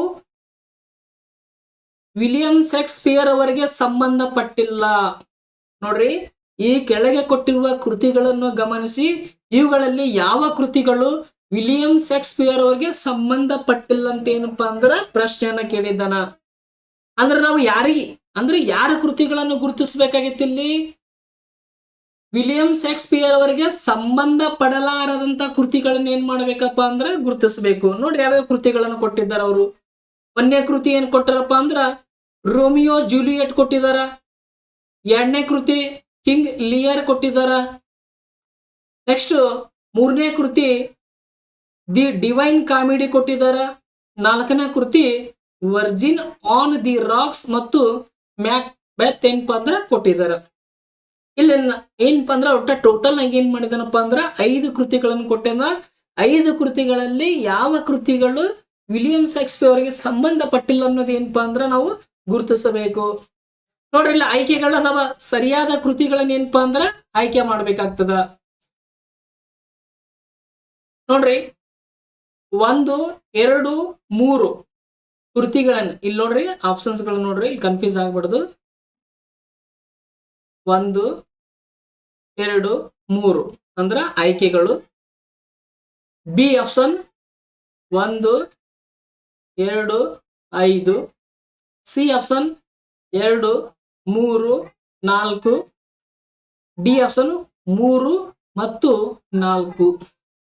ಇದರಲ್ಲಿ ಇಲ್ಲಿ ಕೊಟ್ಟಂತ ಈ ನಂಬರ್ಗಳನ್ನ ಬಳಕೆ ಮಾಡ್ಕೊಂಡು ಏನಪ್ಪಾ ಅಂದ್ರ ಇಲ್ಲಿ ಕೊಡಲಾಗ್ಯದ ಯಾವ್ಯಾವ ಕೃತಿಗಳು ಅವಾಗ ಏನಪ್ಪಾ ಅಂದ್ರ ಸರಿ ಆಗಿದ್ವು ಅಂತ ಕೇಳಿದನ. ಇಲ್ಲ ಅಂದ್ರ ವಿಲಿಯಂ ಶೇಕ್ಸ್ಪಿಯರ್ ಗೆ ಸಂಬಂಧಪಟ್ಟಿಲ್ಲಪ್ಪ ಅಂದ್ರ 3 ಮತ್ತು 4ನೇ ಕೃತಿಗಳು ಏನಪ್ಪಾ ಅಂದ್ರ ಅದ್ರಿಗೆ ಸಂಬಂಧಪಟ್ಟಿಲ್ಲ. ನೋಡ್ರಿ 3 ಯಾವ್ದಪ್ಪ ಅಂದ್ರ ಇಲ್ಲಿ 3ನೇದ ನೋಡ್ರಿ, ಇಲ್ಲಿ ದ ಡಿವೈನ್ ಕಾಮಿಡಿ ಅನ್ನೋದು ಏನಪ್ಪಾ ಅಂದ್ರ ಇದು ಡಾಂಟೆ ಕೃತಿ. ಇದು ಯಾರ ಕೃತಿ? ಇದು ಡಾಂಟೆ ಕೃತಿ ಆಗ್ಯದ. ಹಾಗಾಗಿ ಏನಪ್ಪಾ ಅಂದ್ರ ವಿಲಿಯಂ ಶೇಕ್ಸ್ಪಿಯರ್ ಅವ್ರಿಗೆ ಏನಪ್ಪಾ ಅಂದ್ರೆ ಇದು ಸಂಬಂಧ ಪಟ್ಟಿಲ್ಲ. Next Virgin on the Rocks ಅಂತದ. ಇದು ಏನಪ್ಪಾ ಅಂದ್ರ ಲಿಯೋನಾರ್ಡ್ ಡಾ ವಿಂಚಿ ಅಂತ ಬರ್ತಾರ. ಯಾರು ಬರ್ತಾರ? ಲಿಯೋನಾರ್ಡ್ ಡಾ ವಿಂಚಿ ಅಂತ ಬರ್ತಾರ. ಇದು ಏನಪ್ಪಾ ಅಂದ್ರ ಅವರಿಗೆ ಸಂಬಂಧಪಟ್ಟಿರೋದು. ಇನ್ನ ಮ್ಯಾಕ್ಬ್ಯಾತ್ ಯಾರಿಗೆ ಸಂಬಂಧಪಟ್ಟದಪ್ಪ ಅಂದ್ರೆ ವಿಲಿಯಂ ಶೇಕ್ಸ್ಪಿಯರ್ ಏನಪ್ಪಾ ಅಂದ್ರ ಸಂಬಂಧಪಟ್ಟದ. ಯಾರಿಗೆ ಸಂಬಂಧಪಟ್ಟದ? ವಿಲಿಯಂ ಶೇಕ್ಸ್ಪಿಯರ್ ಏನಪ್ಪಾ ಅಂದ್ರ ಅದು ಸಂಬಂಧಪಟ್ಟದ. ನೋಡ್ರಿ ವಿಲಿಯಂ ಶೇಕ್ಸ್ಪಿಯರ್ ಗೆ ಸಂಬಂಧಪಟ್ಟಂತ ಕೃತಿಗಳು ಒಂದನೇದ್ದು ರೋಮಿಯೋ ಜೂಲಿಯಟ್ ಬರ್ತದ, ಎರಡನೇದ್ದು ಕಿಂಗ್ ಲಿಯರ್ ಬರ್ತದ, ಮೂರನೇದು ಏನಪ್ಪಾ ಅಂದ್ರ ಇಲ್ಲಿ ಬರುದಿಲ್ಲ. ಮೂರನೇದು ಯಾವ್ದಪ್ಪ ಅಂದ್ರ ಮ್ಯಾಕ್ಬೆತ್ ಬರ್ತದ. ಮ್ಯಾಕ್ಬೆತ್ ಬಂದ್ರು ನೀವು ಯಾಕೆ ಸರಿಯಾದ ಆನ್ಸರ್ ಅನ್ನ ಮಾಡಿಲ್ಲ ಅದನ್ನ ಅಂತ ಕೇಳ್ಬೋದು ನೀವು. ಯಾಕೆ ಮಾಡಿಲ್ಲಪ್ಪ ಅಂದ್ರ ಇಲ್ಲಿ 4th ಆಪ್ಷನ್ಸ್ ಒಳಗೆ ಅಂದ್ರ 4th ಇದ್ರೊಳಗೆ ಲೈನ್ ಒಳಗೆ ನೋಡ್ರಿ, ಇಲ್ಲಿ ವರ್ಜಿನ್ ಆನ್ ದಿ ರಾಕ್ಸ್ ಅನ್ನೋದು ಯಾರಿಗೆ ಸಂಬಂಧಪಟ್ಟದಪ್ಪ ಅಂದ್ರ ಲಿಯೋನಾರ್ಡ್ ಡಾ ವಿಂಚಿಗೆ ಸಂಬಂಧಪಟ್ಟದ. ಹಾಗಾಗಿ ಇದು ಏನಪ್ಪಾ ಅಂದ್ರ ರಾಂಗ್ ಆನ್ಸರ್ ಏನಪ್ಪಾ ಅಂದ್ರ ಆಗ್ತದ. ನೋಡ್ರಿ ಅದಕ್ಕೆ ಸಂಬಂಧಪಟ್ಟಂತೆ ವಿವರಣೆ ಇದೆ ನೋಡ್ರಿ. ಇಂಗ್ಲಿಷ್ ನಾಟಕಕಾರರಾದಂತ ವಿಲಿಯಂ ಶೇಕ್ಸ್ಪಿಯರ್ ಸಾಕಷ್ಟು ನಾಟಕಗಳನ್ನ ಏನಪ್ಪಾ ಅಂದ್ರ ರಚನೆ ಮಾಡಿದ್ದಾರೆ. ಅವರ ಪ್ರಮುಖ ಕೃತಿಗಳನ್ನ ನೋಡಿದಾಗ ಜೂಲಿಯಸ್ ಸೀಸರ್ ಬರ್ತಾರ, Romeo Juliet, King Lear, Macbeth ಅನ್ನೋದು ಏನಪ್ಪಾ ಅಂದ್ರ ಅವರ ಪ್ರಮುಖವಾದಂತ ಕೃತಿಗಳಾಗ್ಯಾವ. ಮೋಸ್ಟ್ ಇಂಪಾರ್ಟೆಂಟ್ TET 2025 ಏನ್ ಮಾಡಿತಪ್ಪ ಅಂದ್ರೆ ಇದ್ರ ಮೇಲೆ ಪ್ರಶ್ನೆಗಳು ಬಂದಿದ್ದವು ನಮಗ. ಇಲ್ಲಿ ಪ್ರತಿಯೊಂದು ಅಂಶಗಳು ಏನಾಗ್ತಾವಪ್ಪ ಅಂದ್ರೆ ನಮಗೆ ಇಂಪಾರ್ಟೆಂಟ್ ಆಗ್ತಾವ. ನೋಡ್ರಿ ವಿಲಿಯಂ ಶೇಕ್ಸ್ಪಿಯರ್ ಅವರು ರಚನೆ ಮಾಡಿದಂತ ಪ್ರಮುಖ ಕೃತಿಗಳಪ್ಪ ಅಂದ್ರ Julius Caesar, Romeo Juliet, King Lear, Macbeth ಅನ್ನೋದು ಏನಪ್ಪಾ ಅಂದ್ರ ವಿಲಿಯಂ ಶೇಕ್ಸ್ಪಿಯರ್ ರಚನೆ ಮಾಡಿದಂತ ಕೃತಿಗಳಾಗ್ಯಾವ. ಈತನೊಬ್ಬ ಕಾಳಿದಾಸನಂತ ಏನಪ್ಪಾ ಅಂದ್ರ ಪ್ರತಿಭಾವಂತ ನಾಟಕಕಾರ. ಭಾರತದ ಶೇಕ್ಸ್ಪಿಯರ್ ಅಂತ ಯಾರಿಗೆ ಕರೀತಾರಪ್ಪ ಅಂದ್ರ ಕಾಳಿದಾಸನ್ಗೆ ಏನಪ್ಪಾ ಅಂದ್ರ ಕರೀತಾರ. ಇನ್ನ ದ ಡಿವೈನ್ ಕಾಮಿಡಿ ಅನ್ನೋ ಪುಸ್ತಕ ರಚನೆ ಮಾಡಿದಾರ ಯಾರಪ್ಪ ಅಂದ್ರ ಡಾಂಟೆ ರಚನೆ ಮಾಡ್ತಾರ. ಹಾಗಾಗಿ ಇದು ವಿಲಿಯಂ ಶೇಕ್ಸ್ಪಿಯರ್ ಏನಪ್ಪಾ ಅಂದ್ರ ಸಂಬಂಧಪಟ್ಟಿಲ್ಲ.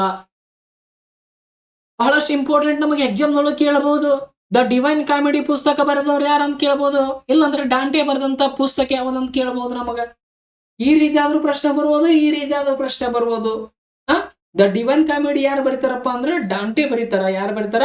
ಡಾಂಟೆ ಬರೀತಾರ. ಡಾಂಟೆ ಯಾವ ದೇಶದ ಕವಿಯಪ್ಪ ಅಂದ್ರ ಇಟಲಿ ದೇಶದ ಮಹಾಕವಿ ಏನಪ್ಪಾ ಅಂದ್ರ ಆತ ಆಗಿರ್ತಾನ. ಇನ್ನ ಪುನರುಜ್ಜೀವನ ಚಳವಳಿಯ ಮೊದಲ ಕವಿ ಅಂತ ಯಾರಿಗೆ ಕರಿತಾರಪ್ಪ ಅಂದ್ರೆ ಪೆಟ್ರರ್ ಕರಿತಾರ. ಯಾರಿಗೆ ಕರಿತಾರ? ಪೆಟ್ರರ್ ಕರಿತಾರ. ಈತನಿಗೆ ಗ್ರೀಕ್ ಮತ್ತು ರೋಮನ್ ಸಾಹಿತ್ಯದಲ್ಲಿ ಏನಪ್ಪಾ ಅಂದ್ರ ಬಹಳಷ್ಟು ಆತ ಏನಪ್ಪಾ ಅಂದ್ರ ಆಸಕ್ತಿಯನ್ನು ಹೊಂದಿದ್ದ. ಇನ್ನ ಬೊಕಾಶೋ ಬರೆದ ಪುಸ್ತಕ ಯಾವ್ದಪ್ಪ ಅಂದ್ರ ಡೆಕೆಮೆರನ್ ಅಂತ ಬರ್ತದ. ನೋಡ್ರಿ ಈ ಬೊಕಾಶೋ ಬರೆದಂತ ಪುಸ್ತಕ ಯಾವ್ದಪ್ಪ ಅಂದ್ರ ಡೆಕೆಮೆರನ್ ಅಂತ ಬರ್ತಾನ. ಈತ ಒಬ್ಬ ಶ್ರೇಷ್ಠ ಕೌಶಲ್ಯ ಭರಿತವಾದಂತ ಕಥೆಗಾರ ಆತ. ಆತ ಏನಾಗಿದ್ದಪ್ಪ, ಒಬ್ಬ ಸ್ಟೋರಿ ಟೆಲ್ಲರ್ ಏನಪ್ಪಾ ಅಂದ್ರ ಆಗಿದ್ದ. ಇನ್ನ ಫ್ರೆಂಚ್ ಗದ್ಯ ಸಾಹಿತ್ಯಕ್ಕೆ ಹೊಸ ಶೈಲಿಯನ್ನು ನೀಡಿದಂತ ವ್ಯಕ್ತಿ ಯಾರಪ್ಪ ಅಂದ್ರ ಜಾನ್ ಕ್ಯಾಲ್ವಿನ್ ಅಂತ ಬರ್ತಾನೆ. ಈತ ಏನಪ್ಪಾ ಅಂದ್ರ ಮತ ಸುಧಾರಕ. ನೋಡ್ರಿ, ಬಹಳಷ್ಟು ಇಂಪಾರ್ಟೆಂಟ್ ಆಗ್ತದ. ಫ್ರೆಂಚ್ ಗದ್ಯ ಸಾಹಿತ್ಯಕ್ಕೆ ಒಂದು ಹೊಸ ಶೈಲಿಯನ್ನ ನೀಡಿದಂತ ವ್ಯಕ್ತಿ ಯಾರಪ್ಪ ಅಂದ್ರ ಜಾನ್ ಕ್ಯಾಲ್ವಿನ್ ಬರ್ತಾರೆ. ಯಾರು ಬರ್ತಾರ? ಜಾನ್ ಕ್ಯಾಲ್ವಿನ್ ಅನ್ನೋರು ಏನಪ್ಪಾ ಅಂದ್ರ ಬರ್ತಾರ. ನೆಕ್ಸ್ಟ್ 5ನೇ ಪ್ರಶ್ನೆ ನೋಡ್ರಿ, ಉತ್ತರ ಕಾಣ್ತಾ? ಅದೇನ್ ತಲೆ ಕೆಡಿಸೋಬೇಡ್ರಿ. ಆದ್ರೂ ಕರೆಕ್ಟ್ ಏನಪ್ಪಾ ಅಂದ್ರ ಕರೆಕ್ಟ್ ಇರುವಂತ ಆನ್ಸರ್ ಏನಪ್ಪಾ ಅಂದ್ರ ಚೂಸ್ ಮಾಡ್ರಿ. ನಿಮ್ ಮನಸ್ಸಿನೊಳಗೆ ಏನಪ್ಪಾ ಅಂದ್ರ ಆನ್ಸರ್ ಚೂಸ್ ಮಾಡ್ರಿ. ಲಾಸ್ಟ್ ನೀವು ಇದಕ್ಕೆ ಎಷ್ಟು ಮಾರ್ಕ್ಸ್ ತಗೋತೀರಿ? ಮಿನಿಮಮ್ ನೀವು ಏನಪ್ಪಾ ಅಂದ್ರ ಇದಕ್ಕೆ 8 ಮಾರ್ಕ್ಸ್ ಆದ್ರೂ ತಗೋಬೇಕು. ನೀವು ತಗೊಂಡ್ರಂದ್ರ ಆ ಪಾಠದೊಳಗೆ ಇರುವಂತ ಅಂಶಗಳನ್ನು ಪರ್ಫೆಕ್ಟ್ ಆಗಿ ತಿಳ್ಕೊಂಡಿದ್ದೀರ ಅಂತ ಅರ್ಥ ನಿಮಗ. ನೋಡ್ರಿ, 5ನೇ ಪ್ರಶ್ನೆ, ಕೆಳಗಿನ ಹೇಳಿಕೆಗಳಲ್ಲಿ ಸರಿಯಾದ ಆಯ್ಕೆಯನ್ನು ಗುರುತಿಸಿ. ಸರಿಯಾದ ಆಯ್ಕೆಯನ್ನು ಏನಪ್ಪಾ ಅಂದ್ರ ಗುರುತಿಸಿ ಅಂತ ಕೇಳಿದನ. ಎ ಆಪ್ಷನ್ ನೋಡ್ರಿ, ಸಂತ್ ಪೀಟರ್ ಚರ್ಚ್ ಲಂಡನ್ ನಗರದಲ್ಲಿ ಸ್ಥಾಪನೆ ಆಗಿದೆ. ಬಿ ಆಪ್ಷನ್, ಸಂತ ಪಾಲ್ ಚರ್ಚ್ ರೋಮ್ ನಗರದಲ್ಲಿ ಸ್ಥಾಪನೆ ಆಗಿದೆ. ಸಿ ಆಪ್ಷನ್, ಜಗತ್ ಪ್ರಸಿದ್ಧವಾದ ಮೋಸೆಸ್ ಪ್ರತಿಮೆಯನ್ನು ಲಿಯೋನಾರ್ಡ್ ದ ವಿಂಚಿ ನಿರ್ಮಿಸಿದನು. ಡಿ ಆಪ್ಷನ್, ಜಗತ್ ಪ್ರಸಿದ್ಧವಾದ ಡೇವಿಡನ ಕಂಚಿನ ಪ್ರತಿಮೆಯನ್ನು ಡೊನಾಟೆಲ್ಲೋ, ಇದು ಡೇನಾಟೆಲ್ಲೋ ಅಂತ ಮಾಡ್ಕೋರಿ, ಡೆನೋಟೆಲ್ಲೋ ಏನಪ್ಪಾ ಅಂದ್ರೆ ನಿರ್ಮಿಸಿದ್ರು. ಈ ಕೊಟ್ಟಂತ 4 ಆಯ್ಕೆಗಳಲ್ಲಿ ಸರಿಯಾದ ಆಯ್ಕೆ ಯಾವ್ದು ಹೇಳ್ರಿ ನೋಡೋಣ. ಆನ್ಸರ್ ಸೆಟ್ ಮಾಡ್ಕೊಂಡ್ರಿ ನಿಮ್ಮ ಮನಸ್ಸೊಳಗ? ಮಾಡ್ಕೊಂಡ್ರಿ, ವೆರಿ ಗುಡ್. ನೋಡ್ರಿ, ಇಲ್ಲಿ 5ನೇ ಪ್ರಶ್ನೆಗೆ ಸರಿಯಾದ ಉತ್ತರ ಏನಾಗ್ತದಪ್ಪ ಅಂದ್ರ ಡಿ ಆಪ್ಷನ್ ಏನಪ್ಪಾ ಅಂದ್ರ ರೈಟ್ ಆನ್ಸರ್ ಆಗ್ತದ. ಬಹಳ ಕನ್ಫ್ಯೂಸ್ ಆಗ್ತದಲ್ಲ ಪ್ರಶ್ನೆ ಇದು. ನೋಡ್ರಿ, ಸಂತ್ ಪೀಟರ್ ಚರ್ಚ್ ಲಂಡನ್ ಇಲ್ಲ ಅಂತ ಹೇಳನ. ಲಂಡನ್ ನಲ್ಲಿ ಸಂತ್ ಪೀಟರ್ ಚರ್ಚ್ ಇಲ್ಲ. ಮತ್ ಬಿ ಆಪ್ಷನ್ ನೋಡ್ರಿ, ಸಂತ್ ಪಾಲ್ ಚರ್ಚ್ ರೋಮ್ ನಗರದಲ್ಲಿ ಅದನ್ನ. ಯಾಕೆ ಬುಕ್ಕ ತೆಗಿಬೇಕನ್ನಿಸ್ತದನ? ಸರ ತಪ್ಪ ಹೇಳಾಕುಂತಾರ ಇವ್ರು ಅಂತ. ನೋಡ್ರಿ, ಅದು ಹೆಂಗ್ ತಪ್ಪೈತೆ ಅನ್ನೋದು ಹೇಳ್ತೀನಿ ಆಮೇಲೆ ನಾನು ನಿಮಗ. ನೋಡ್ರಿ, ಸಂತ್ ಪೀಟರ್ ಚರ್ಚ್ ಎಲ್ಲಿ ಅದಪ್ಪ ಅಂದ್ರ ರೋಮ್ ನಗರದಲ್ಲಿ ಅದ. ಸಂತ್ ಪಾಲ್ ಚರ್ಚ್ ಎಲ್ಲಿ ಅದಪ್ಪ ಅಂದ್ರ ಲಂಡನ್ ನಗರದಲ್ಲಿ ಅದ. ಎಕ್ಸಾಮ್ ಒಳಗ ಹಿಂಗ್ ಕನ್ಫ್ಯೂಸ್ ಮಾಡಿ ಏನಪ್ಪಾ ಅಂದ್ರ ಪ್ರಶ್ನೆಗಳನ್ನ ಕೇಳ್ತಾನ. ಇಲ್ಲೇ ಆ ಕನ್ಫ್ಯೂಷನ್ ಏನ್ ಮಾಡ್ಬೇಕಪ್ಪ ಅಂದ್ರ ಕ್ಲಿಯರ್ ಮಾಡ್ಕೋಬೇಕು ನೀವು. ಸಂತ್ ಪಾಲ್ ಚರ್ಚ್ ಎಲ್ಲದ? ಲಂಡನ್ ನಲ್ಲಿ ಅದ. ಸಂತ್ ಪೀಟರ್ ಚರ್ಚ್ ಎಲ್ಲದ? ರೋಮ್ ನಗರದಲ್ಲಿ ಅದ. ಹಾಗಾಗಿ ಅವಳನ್ನ ಏನಪ್ಪಾ ಅಂದ್ರ ಉಲ್ಟಾ ಕೇಳಿದಾನ. ಹಾಗಾಗಿ 2 ಸ್ಟೇಟ್ಮೆಂಟ್ಗಳು ಏನಾಗ್ತವಪ್ಪ ಅಂದ್ರ ತಪ್ಪಾಗ್ತವ. ನೆಕ್ಸ್ಟ್ ಸಿ ನೋಡ್ರಿ, ಜಗತ್ ಪ್ರಸಿದ್ಧವಾದ ಮೋಸೆಸ್ ಪ್ರತಿಮೆಯನ್ನು ಲಿಯೋನಾರ್ಡ್ ದ ವಿಂಚಿ ನಿರ್ಮಿಸಿದ ಅಂತ ಹೇಳಿದಾನ. ಇದು ತಪ್ಪು. ನೋಡ್ರಿ, ಜಗತ್ ಪ್ರಸಿದ್ಧವಾದಂತ ಮೋಸೆಸ್ ಪ್ರತಿಮೆಯನ್ನು ನಿರ್ಮಿಸಿದವ್ರು ಯಾರಪ್ಪ ಅಂದ್ರ ಮೈಕಲ್ ಆಂಜಲೋ ಬರ್ತಾರ. ಯಾರು ಬರ್ತಾರ? ಮೈಕಲ್ ಆಂಜಲೋ ಏನಪ್ಪಾ ಅಂದ್ರ ಬರ್ತಾನ. ಹಾಗಾಗಿ ಇದು ಏನಾಗ್ತದಪ್ಪ ಅಂದ್ರ ತಪ್ಪಾಗ್ತದ. ಇನ್ನ ಜಗತ್ ಪ್ರಸಿದ್ಧವಾದ ಡೇವಿಡನ ಕಂಚಿನ ಪ್ರತಿಮೆಯನ್ನು ನಿರ್ಮಿಸಿದವರು ಯಾರಪ್ಪ ಅಂದ್ರ ಡೊನಾಟೆಲ್ಲೋ ಅಂತ ಏನಪ್ಪಾ ಅಂದ್ರ ಬರ್ತಾನ. ನೋಡ್ರಿ, ಇಲ್ಲಿ ಕೆಳಗಡೆ ವಿವರಣೆ ಅದ. ಸಂತ್ ಪೀಟರ್ ಚರ್ಚ್ ಎಲ್ಲದ? ರೋಮ್ ನಗರದಲ್ಲಿ ಅದ. ಸಂತ್ ಪಾಲ್ ಚರ್ಚ್ ಎಲ್ಲದ? ಲಂಡನ್ ನಗರದಲ್ಲಿ ಅದ. ಎಲ್ಲದ? ಲಂಡನ್ ನಗರದಲ್ಲಿ ಏನಪ್ಪಾ ಅಂದ್ರ ಅದು. ಇನ್ನ ಜಗತ್ ಪ್ರಸಿದ್ಧವಾದಂತ ಮೋಸೆಸ್ ಪ್ರತಿಮೆಯನ್ನು ಯಾರು ನಿರ್ಮಿಸಿದ್ರಪ್ಪ ಅಂದ್ರ ಮೈಕಲ್ ಆಂಜಲೋ ಏನಾಗ್ತಾನಪ್ಪ ಅಂದ್ರ ನಿರ್ಮಿಸ್ತಾನ. ಹಾಗಾಗಿ ಈ ಹೇಳಿಕೆಯು ಸಹ ಏನಾಗಿದಪ್ಪ ಅಂದ್ರ ತಪ್ಪಾಗಿದೆ. ಇದು ಅಲ್ಲಿ ಕೊಟ್ಟಲ್ಲಿ ತಪ್ಪಾಗಿತ್ತು, ಇಲ್ಲಿ ತಪ್ಪಾಗಿಲ್ಲ. ನೋಡ್ರಿ, ಮೋಸೆಸ್ ಪ್ರತಿಮೆ ನಿರ್ಮಿಸಿದವ್ರು ಯಾರು? Michelangelo. ಸಂತ್ ಪಾಲ್ ಚರ್ಚ್ ಎಲ್ಲದ? ಲಂಡನ್ ಎಲ್ಲದ. ಸಂತ್ ಪೀಟರ್ ಚರ್ಚ್ ಎಲ್ಲದ? ರೋಮ್ ನಗರದಲ್ಲಿ ಅದ. ಯಾವ ನಗರದಲ್ಲಿ ಅದ? ರೋಮ್ ನಗರದಲ್ಲಿ ಏನಪ್ಪಾ ಅಂದ್ರ ಅದ. ನೆಕ್ಸ್ಟ್, ಇಟಲಿಯಲ್ಲಿ 16ನೇ ಶತಮಾನದಲ್ಲಿ ಪ್ರತಿಭಾವಂತ ಚಿತ್ರಕಾರರಿದ್ರು. ನೋಡ್ರಿ, ಇಟಲಿಯಲ್ಲಿ 16ನೇ ಶತಮಾನದಲ್ಲಿ ಅಂದರೆ ಪುನರುಜ್ಜೀವನ ಚಳವಳಿಯ ಸಂದರ್ಭದಲ್ಲಿ ಇಟಲಿಯಲ್ಲಿ ಏನಪ್ಪಾ ಅಂದ್ರ ಬಹಳ ಪ್ರಖ್ಯಾತ ಪ್ರತಿಭಾವಂತ ಚಿತ್ರಕಾರರು ಏನಪ್ಪಾ ಅಂದ್ರೆ ಇದ್ರು. ಅವರಲ್ಲಿ ಬಹಳಷ್ಟು ಪ್ರಸಿದ್ಧಿ ಪಡೆದವ್ರು ಯಾರಪ್ಪ ಅಂದ್ರ 2 ವ್ಯಕ್ತಿಗಳು ಬರ್ತಾರ. ಒಬ್ರು ಮೈಕಲ್ ಆಂಜಲೋ ಬರ್ತಾರ, ಇನ್ನೊಬ್ರು ಏನಪ್ಪಾ ಅಂದ್ರ ಲಿಯೋನಾರ್ಡ್ ದ ವಿಂಚಿ ಬರ್ತಾರ. ಪುನರುಜ್ಜೀವನದ ಚಳವಳಿಯ ಸಂದರ್ಭದಲ್ಲಿ ಅಥವಾ 16ನೇ ಶತಮಾನದಲ್ಲಿ ಇಟಲಿಯಲ್ಲಿ ಸಾಕಷ್ಟು ಮಂದಿ ಪ್ರತಿಭಾವಂತ ಚಿತ್ರಕಾರರು ಬರ್ತಾರ, ಡ್ರಾಯಿಂಗ್ ತೆಗಿಯಾರು ಬರ್ತಾರ. ಅವರಲ್ಲಿ ಬಹಳಷ್ಟು ಫೇಮಸ್ ಆದಂತ ವ್ಯಕ್ತಿಗಳು ಯಾರು ಬರ್ತಾರಪ್ಪ ಅಂದ್ರ ಮೈಕಲ್ ಆಂಜಲೋ ಬರ್ತಾರ, ಇನ್ನೊಬ್ರು ಏನಪ್ಪಾ ಅಂದ್ರೆ ಲಿಯೋನಾರ್ಡ್ ದ ವಿಂಚಿ ಅನ್ನೋರು ಏನಪ್ಪಾ ಅಂದ್ರೆ ಬಹಳ ಪ್ರಸಿದ್ಧ ವರ್ಣಚಿತ್ರಕಾರರು ಇತ್ತು. ಇದಾಗ ಲಿಯೋನಾರ್ಡ್ ದ ವಿಂಚಿ ಅದ್ಭುತ ಚಿತ್ರಕಾರ, ಮೂರ್ತಿ ಶಿಲ್ಪಿ, ವಿಜ್ಞಾನಿ, ಇಂಜಿನಿಯರ್ ಆಗಿದ್ದ, ಗಣಿತ ಶಾಸ್ತ್ರಜ್ಞ ಆಗಿದ್ದ. ಈತನ ಪ್ರಸಿದ್ಧ ವರ್ಣಚಿತ್ರಗಳನ್ನು ನೋಡಿದಾಗ ವರ್ಜಿನ್ ಆನ್ ದಿ ರಾಕ್ಸ್ ಬರ್ತದ, ದಿ ಲಾಸ್ಟ್ ಸಪ್ಪರ್ ಬರ್ತದ, ನೆಕ್ಸ್ಟ್ ಮೋನಾಲಿಸಾ ಚಿತ್ರ ಬರ್ತದ. ಇವು ಮೂರು ಚಿತ್ರಗಳು ಯಾರಿಗೆ ಸಂಬಂಧಪಟ್ಟವಪ್ಪ ಅಂದ್ರ ಲಿಯೋನಾರ್ಡ್ ದ ವಿಂಚಿ ಏನಪ್ಪಾ ಅಂದ್ರ ಸಂಬಂಧಪಟ್ಟವ. ಇನ್ನೊಮ್ಮೆ ಹೇಳ್ತೀನಿ ಕೇಳ್ರಿ, ಲಿಯೋನಾರ್ಡ್ ವಿಂಚಿಗೆ ಸಂಬಂಧಪಟ್ಟಂತ ಪ್ರಸಿದ್ಧ ವರ್ಣಚಿತ್ರಗಳು ಯಾವಪ್ಪ ಅಂದ್ರ ವರ್ಜಿನ್ ಆನ್ ದಿ ರಾಕ್ಸ್ ಬರ್ತದ. ಯಾವುದು ಬರ್ತದ? ವರ್ಜಿನ್ ಆನ್ ದಿ ರಾಕ್ಸ್ ಬರ್ತದ. ಇನ್ನೊಂದು ದಿ ಲಾಸ್ಟ್ ಸಪ್ಪರ್ ಬರ್ತದ. ಇನ್ನೊಂದು ಏನಪ್ಪಾ ಅಂದ್ರ ಮೋನಾಲಿಸಾ ಬರ್ತದ. ಇಲ್ಲಿ ಇನ್ನೊಂದು ರೀತಿ ಪ್ರಶ್ನೆ ಕೇಳಬಹುದು ನಿಮಗ. ಏನ್ ಕೇಳಬಹುದಪ್ಪ ಅಂದ್ರ ನೋಡ್ರಿ, ಇಲ್ಲಿ ಮೋಸೆಸ್ ಪ್ರತಿಮೆ ಅಂತ ಬರೀತೀನಿ. ಏನಪ್ಪಾ ಅಂದ್ರೆ ಇದನ್ನೇ ಆಪ್ಷನ್ಸ್ ಆಗಿ ಕೊಟ್ಟು ಬಿಡ್ತೀನಿ ನೋಡ್ರಿ ನಿಮಗ. ಮೋಸೆಸ್ ಪ್ರತಿಮೆ ಅಂತ ಕೇಳ್ತೀನಿ ನೋಡ್ರಿ. ಸದ್ಯ ಪ್ರಶ್ನೆ ಬಹಳ ಕೇರ್ಫುಲ್ ಆಗಿ ಕೇಳ್ರಿ. ಈ ಕೆಳಗಿನ ಯಾವ ಚಿತ್ರವು ಲಿಯೋನಾರ್ಡ್ ದ ವಿಂಚಿಗೆ ಸಂಬಂಧಪಟ್ಟಿಲ್ಲ? ಎ ಆಪ್ಷನ್ ನೋಡ್ರಿ Virgin on the Rocks, B option Moses ಪ್ರತಿಮೆ, C option the Last Supper, D option ಏನಪ್ಪಾ ಅಂದ್ರ ಮೋನಾಲಿಸಾ. ಸರ್ ಇನ್ಯಾಗೇನ್ ಹೇಳಿರಿ, ಮತ್ ಪ್ರಶ್ನೆ ಕೇಳಿದ್ರೆ ಜಲ್ದಿ ಗೊತ್ತಾಗತ್ತವಲ್ಲ ಅಂತ. ಹೌದು ಮಾರ, ಇಲ್ಲಿ ಗೊತ್ತಾಗ್ತಾವ. ಎಕ್ಸಾಮ್ದೊಳಗೆ ಈ ರೀತಿ ಪ್ರಶ್ನೆ ಕೇಳಿದ್ರೆ ಏನ್ ಮಾಡೋದು? ಅದಕ್ಕೆ ಇಲ್ಲಿ ಏನ್ ಮಾಡ್ರಪ್ಪ ಅಂದ್ರ ಪ್ರಾಕ್ಟೀಸ್ ಮಾಡ್ಕೊಂಡು ಏನಪ್ಪಾ ಅಂದ್ರೆ ಎಕ್ಸಾಮ್ ಹಾಲ್ಗೆ ಏನಪ್ಪಾ ಅಂದ್ರ ಹೋಗ್ಬೇಕು ಅನ್ನೋದು. ನೋಡ್ರಿ, ಈ ಲಿಯೋನಾರ್ಡ್ ದ ವಿಂಚಿಗೆ ಸಂಬಂಧ ಬಳ್ಳಾರ್ದಂತ ಕೃತಿ ಯಾವುದಪ್ಪ ಅಂದ್ರ ವರ್ಣಚಿತ್ರ ಯಾವುದಪ್ಪ, ಸಾರಿ ಕೃತಿ ಅಲ್ಲ, ವರ್ಣಚಿತ್ರ ಯಾವುದಪ್ಪ ಅಂದ್ರ ಮೋಸೆಸ್ ಪ್ರತಿಮೆ ಬರ್ತದ. ಇದು ಯಾರಿಗೆ ಸಂಬಂಧಪಟ್ಟದಪ್ಪ ಅಂದ್ರ ಮೈಕಲ್ ಆಂಜಲೋಗೆ ಏನಪ್ಪಾ ಅಂದ್ರ ಸಂಬಂಧಪಟ್ಟದ. ಹಾಗಾಗಿ ಇದು ಏನಾಗ್ತದಪ್ಪ ಅಂದ್ರ ತಪ್ಪಾಗ್ತದ. ನೆಕ್ಸ್ಟ್ 6ನೇ ಪ್ರಶ್ನೆ ನೋಡ್ರಿ, ಕೆಳಗಿನ ಹೇಳಿಕೆಗಳಲ್ಲಿ ಯಾವುದು ತಪ್ಪಾಗಿಲ್ಲ ಕಂಡುಹಿಡಿಯಿರಿ. ಅಲ್ಲಿ ಏನ್ ಮಾಡಿದ ಸರಿಯಾದಿದ್ದೇನೆ ಏನಪ್ಪಾ ಅಂದ್ರ ಕಂಡುಹಿಡಿಯೋದು. ಇಲ್ಲಿ ಕ್ವಶನ್ ಏನಪ್ಪಾ ಅಂದ್ರ ಒಂದ್ ಸ್ವಲ್ಪ ಟ್ವಿಸ್ಟ್ ಮಾಡ್ಯಾನ. ಇಲ್ಲಿನೂ ಸರಿಯಾದಿದ್ದೇ ಕಂಡುಹಿಡಿಬೇಕು, ತಪ್ಪಾಗಿಲ್ಲ ಅಂತ ಹೇಳಾನ. ಇಲ್ಲಿ ಕ್ವಶನ್ಸ್ ಬಹಳಷ್ಟು ಏನ್ ಮಾಡ್ಬೇಕಪ್ಪ ಅಂದ್ರ ಕೇರ್ಫುಲ್ ಆಗಿ ಓದ್ಬೇಕಾಗ್ತದ. ಕೆಳಗಿನ ಹೇಳಿಕೆಗಳಲ್ಲಿ ಯಾವುದು ತಪ್ಪಾಗಿಲ್ಲ ಕಂಡುಹಿಡಿರಿ. ನೋಡ್ರಿ, ಒಂದೇದೇನದ, ಪೋಲೆಂಡ್ ದೇಶದ ಕೋಪರ್ನಿಕಸನು ಸೂರ್ಯನು ಸುತ್ತ ತಿರುಗುವ ಹಲವಾರು ಗ್ರಹಗಳಲ್ಲಿ ಭೂಮಿ ಒಂದಾಗಿದೆ ಎಂದು ತಿಳಿಸಿದನು. ಇದೇ ಮುಂದೆ ಭೂಕೇಂದ್ರ ಸಿದ್ಧಾಂತಕ್ಕೆ ಸಾಕ್ಷಿ ಆಯಿತು. ಒಂದೇ ಸ್ಟೇಟ್ಮೆಂಟ್ ಇದು. 2ನೇ ನೋಡ್ರಿ, ಜರ್ಮನಿಯ ಗಣಿತ ಶಾಸ್ತ್ರಜ್ಞ ಕೆಪ್ಲರ್ ಎಂಬವನು ಕೋಪರ್ನಿಕಸನ ವಾದವನ್ನು ಪ್ರಾಯೋಗಿಕವಾಗಿ ಸಾಧಿಸಿ ತೋರಿಸಿದನು. ಸಿ, ಇಟಲಿಯ ಖಗೋಳಶಾಸ್ತ್ರಜ್ಞ ಗೆಲಿಲಿಯೋ ಅವರು ದೂರದರ್ಶಕವನ್ನು ಕಂಡುಹಿಡಿದರು. ಇದು ಕೋಪರ್ನಿಕಸನ ವಾದವನ್ನು ಬಲಪಡಿಸುವಲ್ಲಿ ವಿಫಲವಾಯಿತು. ನೆಕ್ಸ್ಟ್ ಡಿ, ಟಾಲಮಿ ಭೂಕೇಂದ್ರ ಸಿದ್ಧಾಂತದಲ್ಲಿ ಭೂಮಿಯು ಸೂರ್ಯನ ಸುತ್ತ ತಿರುಗುವುದೆಂದು ತಿಳಿಸಿದನು. ಇದರಲ್ಲಿ ಏನ್ ಮಾಡ್ಬೇಕಪ್ಪ ಅಂದ್ರ ತಪ್ಪಾಗಿಲ್ಲ ಅಂದ್ರ ಸರಿಯಾದ ಹೇಳಿಕೆ ಏನಪ್ಪಾ ಅಂದ್ರ ಕಂಡುಹಿಡಿಬೇಕಾಗ್ಯದ. ನೋಡೋಣ, ಕಂಡುಹಿಡಿರಿ. ನೋಡ್ರಿ, 1ನೇ ಆಪ್ಷನ್ ಏನಿದೆ ನೋಡ್ರಿ, ಇಲ್ಲಿ ಪೋಲೆಂಡ್ ದೇಶದ ಕೋಪರ್ನಿಕಸನು ಸೂರ್ಯನು ಸುತ್ತ ತಿರುಗುವ ಹಲವಾರು ಗ್ರಹಗಳಲ್ಲಿ ಭೂಮಿಯು ಸಹ ಏನಪ್ಪಾ ಅಂದ್ರ ಒಂದು ಅಂತ ಹೇಳಿದನ. ಇಲ್ಲಿ ತನ ಈ ಸ್ಟೇಟ್ಮೆಂಟ್ ಏನಾಗ್ಯದಪ್ಪ ಅಂದ್ರ ಸರಿಯಾಗ್ಯದ, ಕರೆಕ್ಟ್ ಅದ ಇಲ್ಲಿ ತನ. ಆದ್ರೆ ಮುಂದೆ ಏನ್ ಮಾಡಿದಾನಪ್ಪ ಅಂದ್ರ ಮಿಸ್ಟೇಕ್ ಮಾಡಿದಾನ. ಏನ್ ಮಾಡಿದಾನಪ್ಪ ಅಂದ್ರೆ ಇಲ್ಲಿ ಭೂಕೇಂದ್ರ ಸಿದ್ಧಾಂತ ಅಂತ ಕೊಟ್ಟಿದ್ದಾನ. ಹಾಗಾಗಿ ಇಲ್ಲಿ ಏನಾಗ್ತದಪ್ಪ ಅಂದ್ರೆ ಈ ಸ್ಟೇಟ್ಮೆಂಟ್ ತಪ್ಪಾಗ್ತದ. ಹಾಗಾದ್ರೆ ಅಲ್ಲಿ ಏನ್ ಬರ್ಬೇಕಾಗಿತ್ರಿ ಸರ? ಅಲ್ಲಿ ಏನ್ ಬರ್ಬೇಕಾಗತ್ತಪ್ಪ ಅಂದ್ರ ಸೂರ್ಯ ಕೇಂದ್ರ ಸಿದ್ಧಾಂತ ಬರ್ಬೇಕಾಗಿತ್ತು.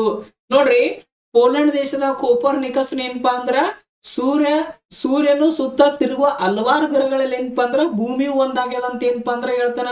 ಅದು ಮುಂದೆ ಏನಾಗ್ತದಪ್ಪ ಅಂದ್ರ ಸೂರ್ಯ ಕೇಂದ್ರ ಸಿದ್ಧಾಂತಕ್ಕೆ ಸಾಕ್ಷಿ ಆಗ್ತದ.